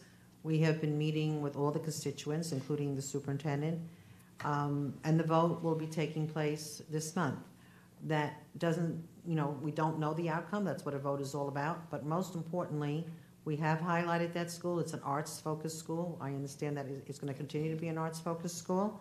But I do want to say that at no point did the parents think that the students who might apply to the charter school were not told that it was specifically going to be in any one place. And to say that the New Vision's charters, because this is a New Vision school, has in general been very good partners and have brought things to the table in a co-location, something that has to be said. But at this point, it's still being discussed. It is being discussed with the communities, and we should have a decision at the PEP meeting. And again, hopefully there'll be something that will work well for everyone. I just want to, first of all, appreciate you raising it, because we want to look at every single situation and see if we're doing it right.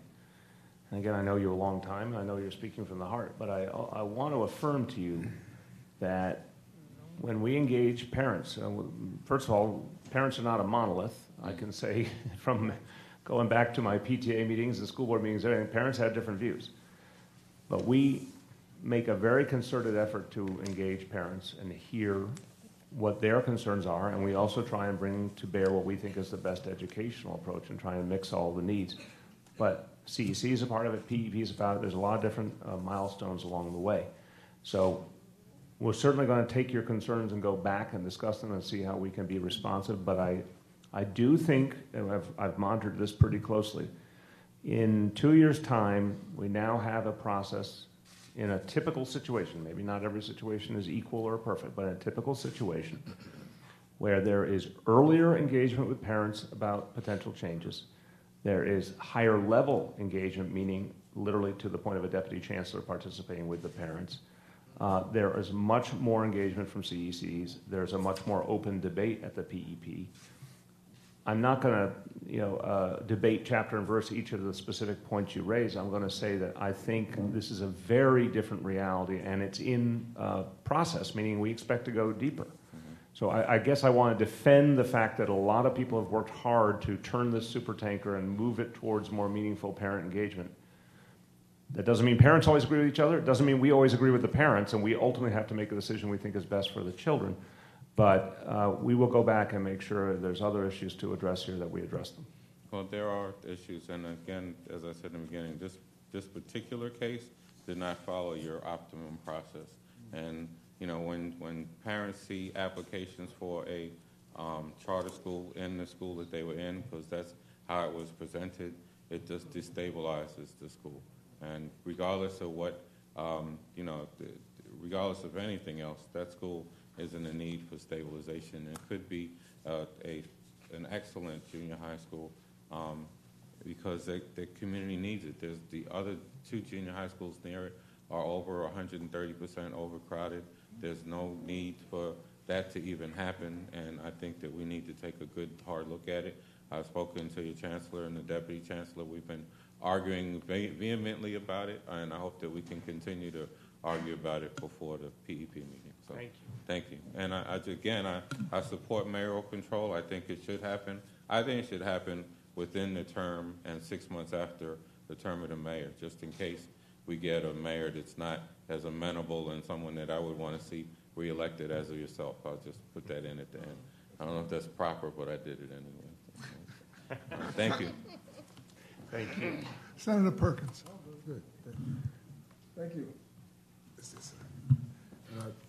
It's good to see you. And good to see you. Senator, just 1 second.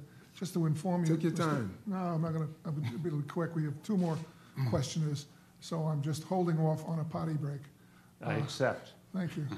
I will stay strong, Senator. Well, no, never mind. Senator Perkins. I'll agree to that. I'm sorry, Bill. Go ahead.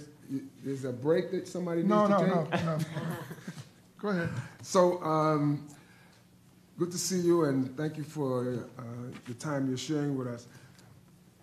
Male control was perceived as male dictatorship when it was proposed because of some of what you're talking about today, which is that the mayor could come in and just decide to implement whatever programs and policies within those schools that in the past might have had to go through some other networks of community-based school boards and representatives. So there was a little bit of an effort at that time to create some democracy, and it was an outcry on the part of the community because they were alienated from the schools. They were alienated from the system. And so that's how we got to that point. So now, clearly, obviously, you're not a dictator from that perspective, but for instance, the charters are still, in play in a way that appears to be as if they're given some sort of preferential treatment. And so I don't know if, in fact, that's the case, but what is the status of the charter movement now, these days? Well, I don't think there's any preferential treatment. I think there's equal treatment, which to me means this. I've described the charter movement as a multifaceted movement.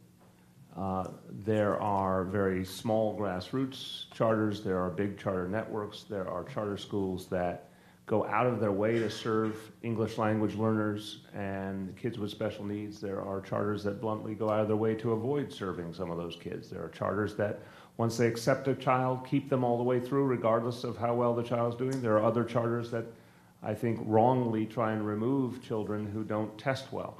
So it is a diverse movement. But what we've said from the beginning is we will work with charter schools, we will work with religious schools, we will work with the whole spectrum to educate our children in our city. But what we will do is hold some standards. Now, I want to use the example of pre-K, where we worked with Catholic schools, Jewish schools, Muslim schools, charter schools, all in common cause, and we're able to do great things across the board. That's what I'd like to see happen consistently. The chancellor has done, which is going and working with charter schools that want to work with district schools, sharing both best practices both ways. We will do that. But on questions of space, for example, we have clear standards. There are situations, you'll remember in 2014, where requests are made of us that we don't think are educationally sound sometimes. We will not agree to something that we don't think is educationally sound. We won't agree to something we don't think the space is sufficient in terms of the pre-existing school. Where we can accommodate a charter school and we think it's appropriate, we of course will. So I think it's, we call them as we see them, and it's a system based on fairness. But I think charter schools, like every other part of the educational lineup, have a role to play, but we're going to hold them to clear standards. So how much money is in the budget for charters? Okay, this is for the upcoming budget? Yeah, $1.7 billion for next fiscal year. For next fiscal year, it is $1.7 billion. And do you have some idea of the enrollment? The enrollment right now, I'm going to test this and It's see. about 10% of the... It's on the road to 10, is it already? On the road, no, it's about 8 point something. Yeah. So 104,000 kids out of, right now, we're over 1.1 million. So closing in on 10%, not quite there yet. The concern about the... And could I interrupt, please, Senator? Just one other fact I've been handily handed, which is, again, this is spending required by state law. So we're fulfilling our requirements under state law. Okay. So did you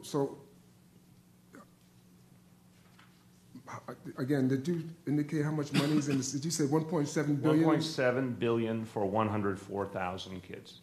And how many schools is that? Individual school units? That is a good question. People will be working on that as we speak, unless they actually have it that quickly. Wow. Very good, very Karen, good. you should become mayor. I just think you're that good. 205 individual schools. Okay. So now, in your remarks, you indicate that that you do work with the charters in terms of some of what they do that you can apply to regular public schools. Apparently, that's why, in addition to all our efforts to lift up our public school children, we have partnered with dozens of charters. What do you, in that partnership, what have you come up with? Well, so a couple of points I started. I know the shared with us Chancellor, Chancellor has a lot to say on this too. Look, we said, we obviously have a difference from the previous administration on this topic. We said we want a real partnership. The previous administration being the Bloomberg administration? Correct. We said we want a relationship in which it's acknowledged that sometimes a district school is the place where the innovation occurs, and sometimes a charter school is a place that needs to learn from a district school, and vice versa. We said that there had to be clear and consistent standards about admissions and retention of kids, especially focusing on English language learners and special ed kids and kids who don't test so well. So we've applied a set of standards that did not exist before, as you well know. But at the same time, we said, look, if you're acknowledging these standards that we hold for our own district schools, to me this is a fairness and consistency matter. We would never say a district school, a traditional public school, could reject a child because they don't test well, could reject a child because they have special education reality or because they're English language learners. So we're saying one standard for everyone. If you meet that standard, if you want to be collegial with us and share practices both ways, we're absolutely ready to engage as partners and be supportive. Now, many charter schools have been willing to do that. Some have not been willing to do that. But pre-K is a great example. We said, here's the standard we need to meet for pre-K, the safety standards, the curricular standards. Are you willing to commit to that? If you're willing to commit to that, let's do this together, same as I said with the religious schools. All but one charter institution was willing to agree to those rules and has abided by them and has helped us to expand pre-K the way we did. Which is that one, by the way? Well, that happens to be Success Academy, Senator. Is that Eva Moskowitz's? That would be, Senator. Chancellor, would you like to add? Well, I think one of the things that the original charter law was meant to do is to let charter schools innovate in ways that we could learn from. What could they do differently than us, and how do we adopt that? So one of the charter networks that we're working closely with is Uncommon Schools, because what we found is that the training that many of their principals and teachers go through on feedback was done particularly well. So we have partnered District 19 and District 23 by the superintendent's request, and now I think 18 wants to be part of it, how to give teacher feedback. So we actually combined some of their teachers and their principals with our teachers and our principals to learn how to do that better. And that's one example of their doing something that we thought we could learn from. The other thing is we invited particularly standalone charters, because there are network charters and there are independent charters, to attend our principals' conferences. After I visit certain charter schools, they'll say, we're very lonely. I was on one on the peninsula. It's the only one of its kind. So I suggested to that superintendent that she invite that principal to attend the monthly principals' conferences. And because these are the kids that are going to play with each other in the playground. They're going to be in other places together. So we're trying to see where that makes more sense. We've also opened a lot of our professional development for when we have the space available for principals or teachers to come to it from whether it's parochial or charter schools. So our hope is to make it more unified. We also, although they're both charter and non-charter, some of the schools are using some interesting ways. One of the charter schools I went to was doing some interesting work with gender-specific classes, girls only, boys only. So by looking and seeing what they're doing and their results, we said, okay, maybe that might be worth something that we might do. It's the same way that we gave birth to the idea of PROS that the U of T has worked with us on, that why not create our own little charter worlds to some degree within our world, where schools could see what they want to do differently and how we support them. So I think it's a two-way street. I think in many cases what we do particularly well in our renewal schools, but is also in other schools, intervention services. So they've come to a lot of intervention workshops, how to use the AIS services. I think it's a two-way street when everybody comes to the table with one goal in mind, what's best for kids. And let me just, one clarification on the PRO schools, because I think this is so important. This is something we came to agreement with the union on, that a school could vote. The administrators and the teachers could vote to suspend union work rules and to suspend DOE work rules and create what they thought was the most effective environment, which includes changing the schedule, elongating the school day, having activities and tutoring on weekends, whatever it might be.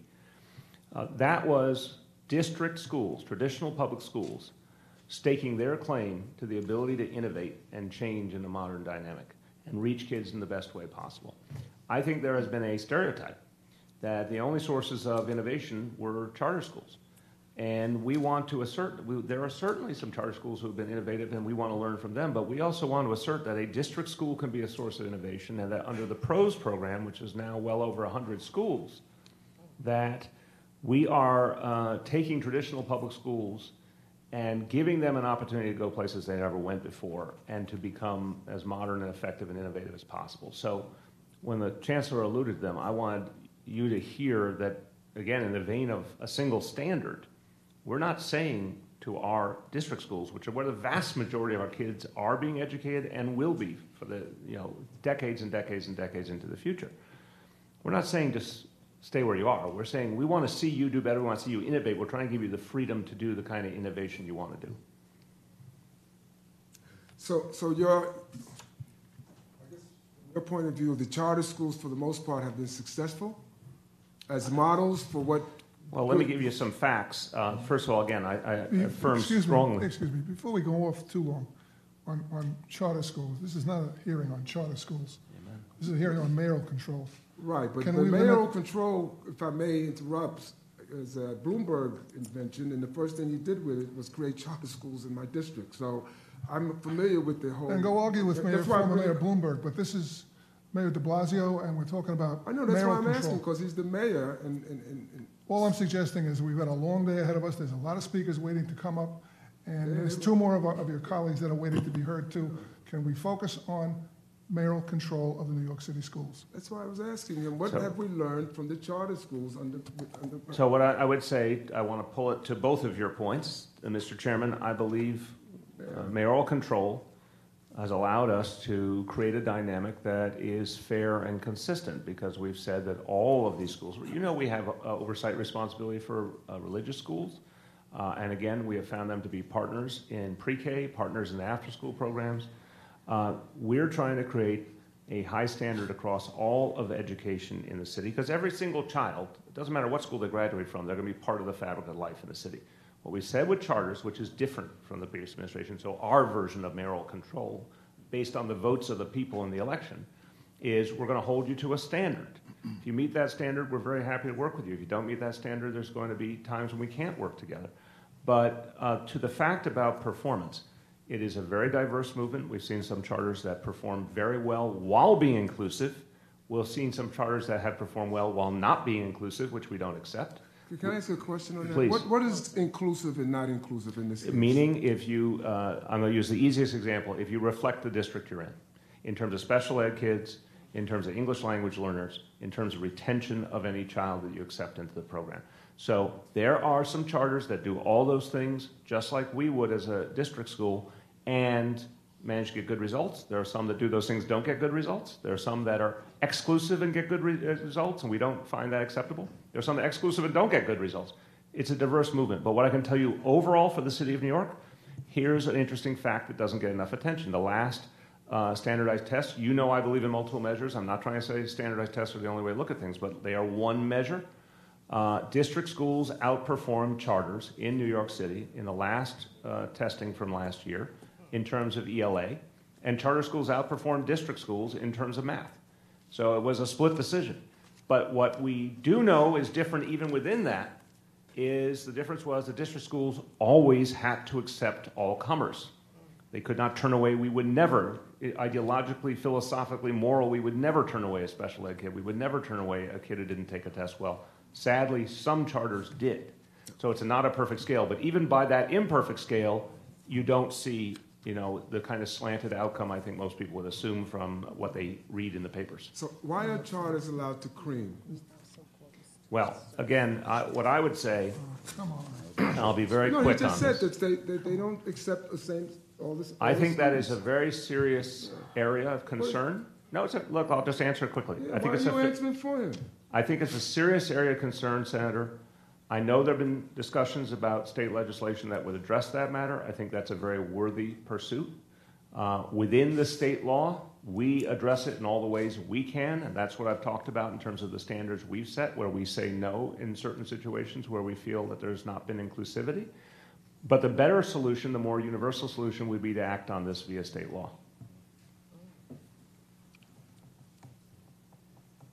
Do you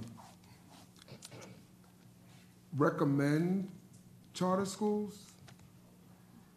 I'm sorry, I don't understand the question. I'm trying to understand. Is it your position that charter schools are the right way to go in terms of public education? I would say it differently and honestly, Senator. My job is to make sure, of course, that all kids are served. That is our responsibility. But the core of New York City education is traditional public schools and will be for as long as I'm alive.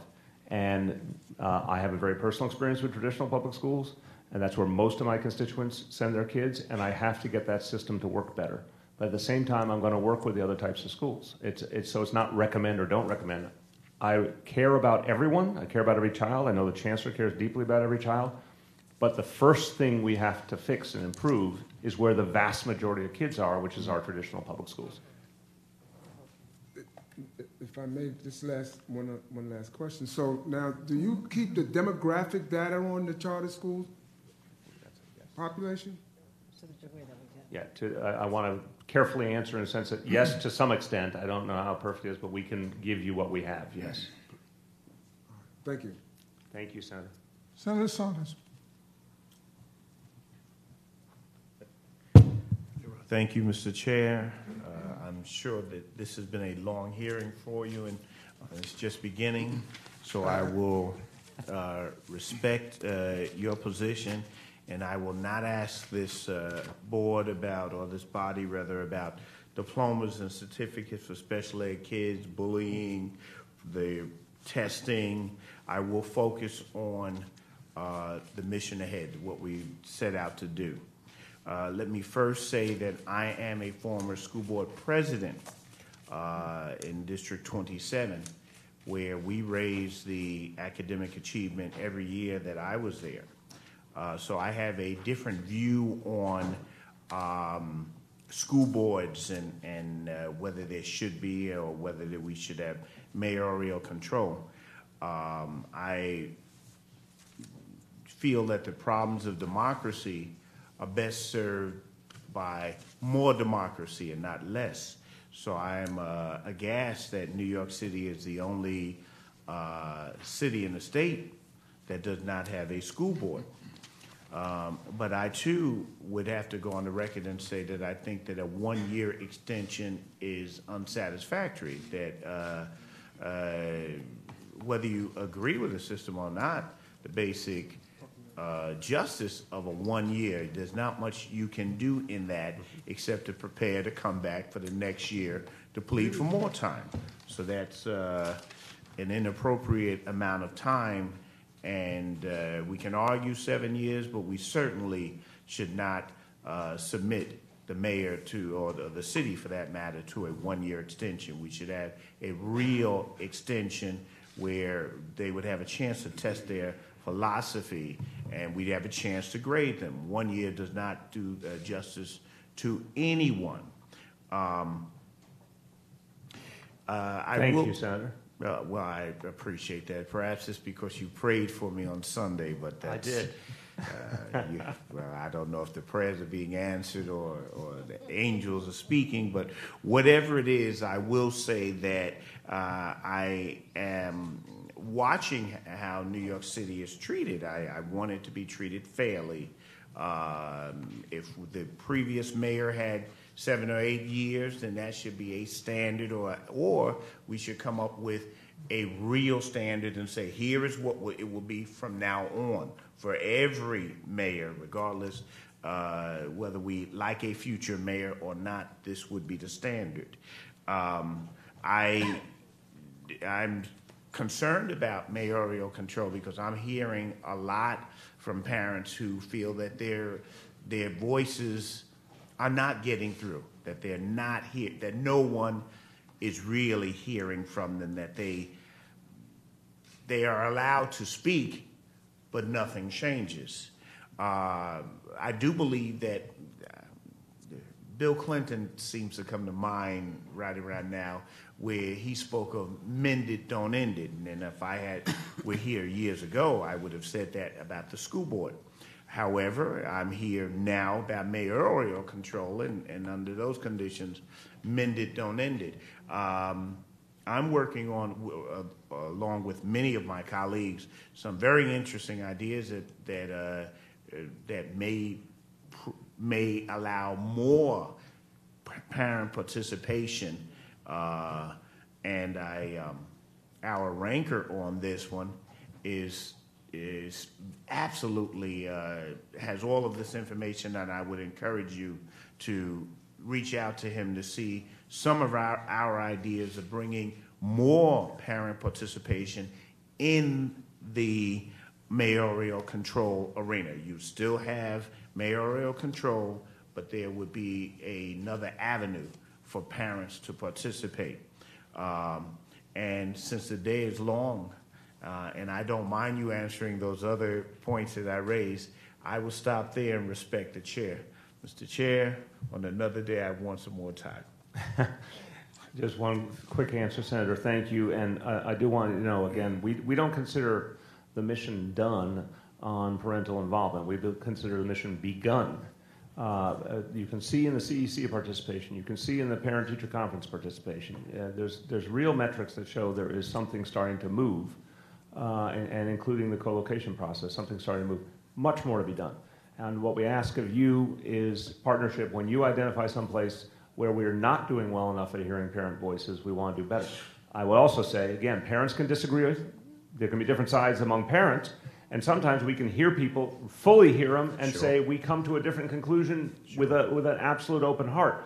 But if you think there are areas where we're falling down in terms of engaging parents early and often to hear their concerns, we want them identified so we can go right at them.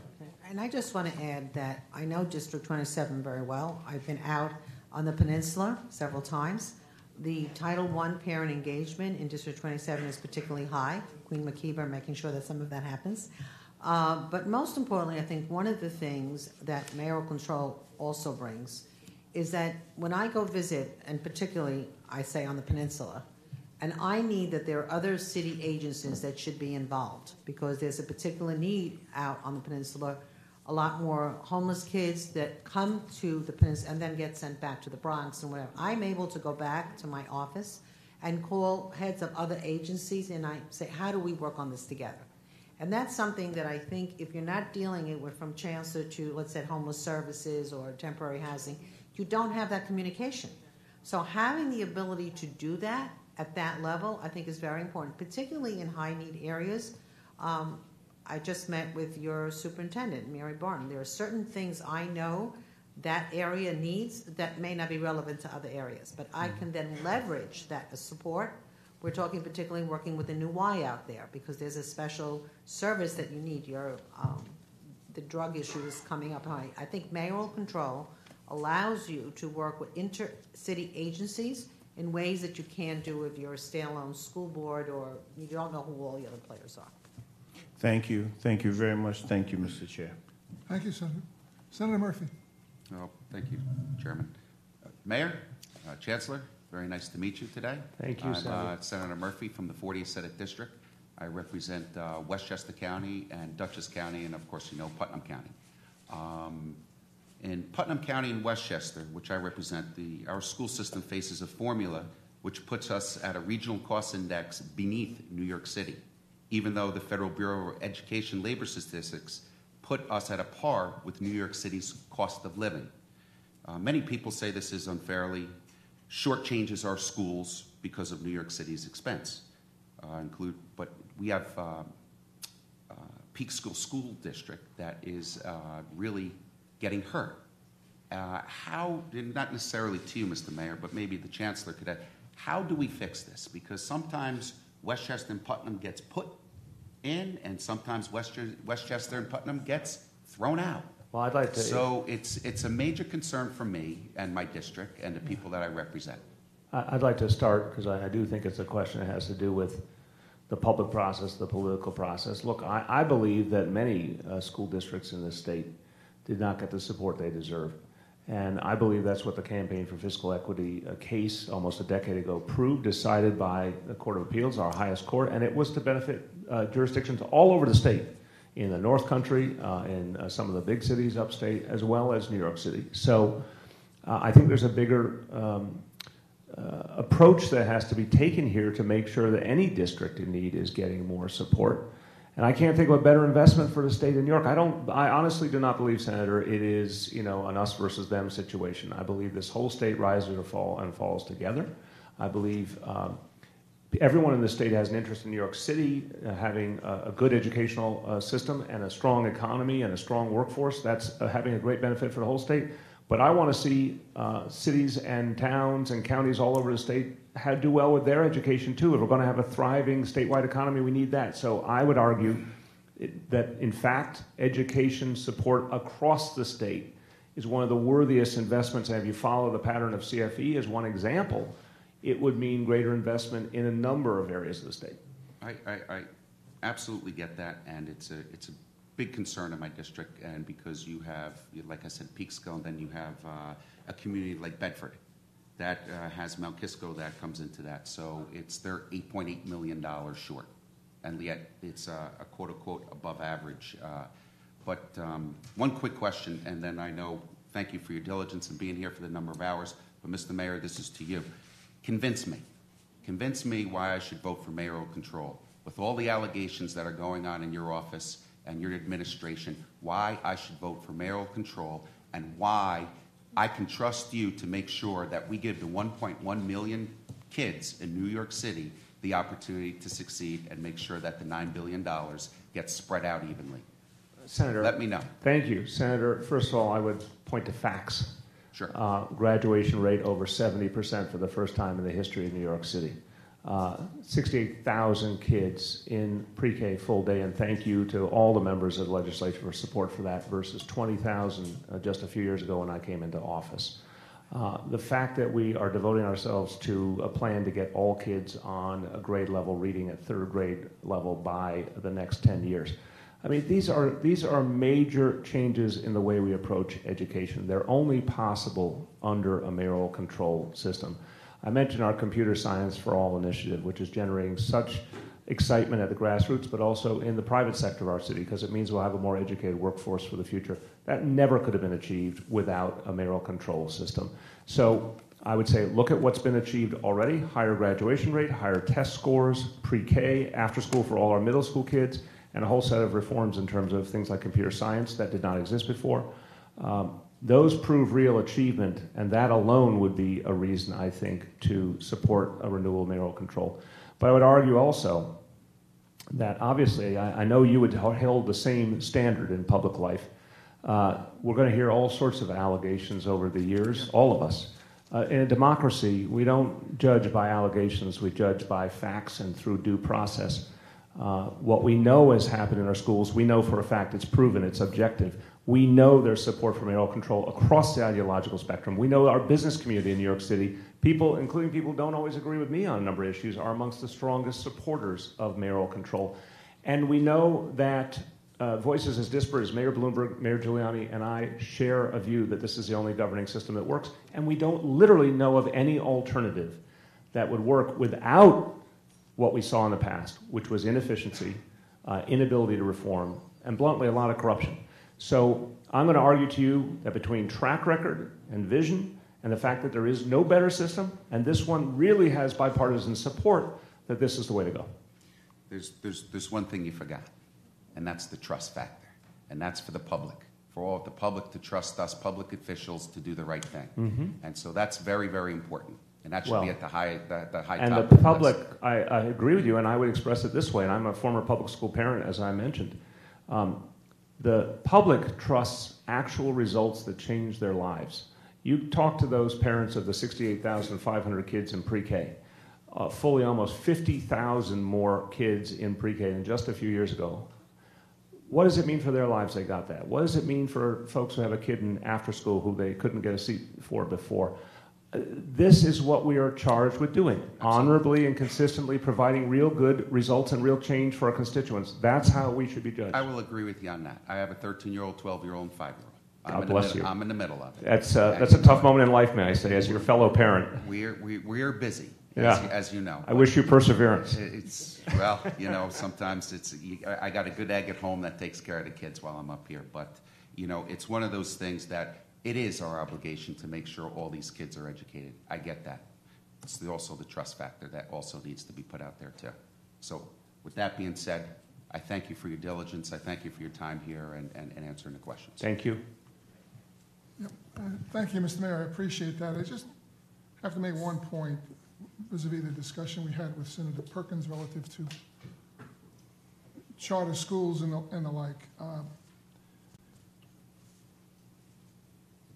The way this hearing was designed to talk about mayoral control, not charter schools versus public schools. The claims, Chancellor, are you aware of any action taken against charter schools for denying admission, improperly denying admission to students? Because it's been, the charter schools always claim, and what I've observed, their admission to students is through a lottery.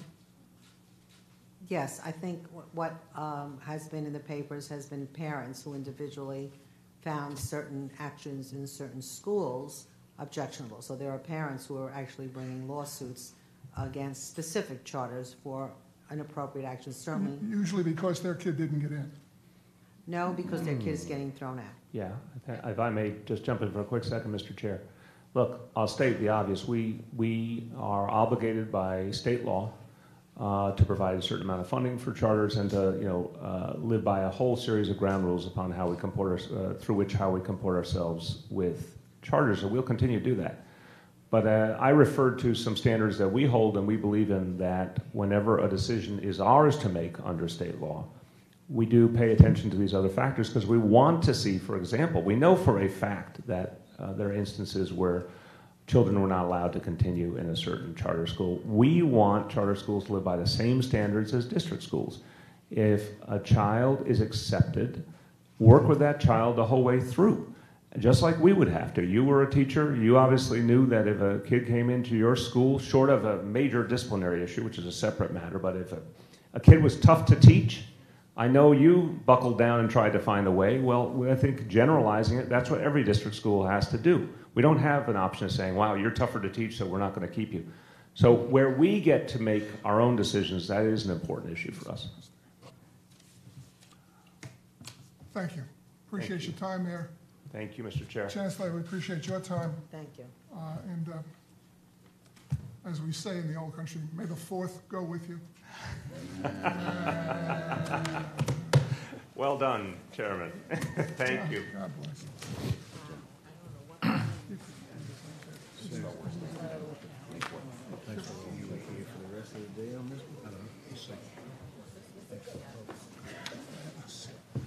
We're going to take a 2-minute break, and the next group of people can come up.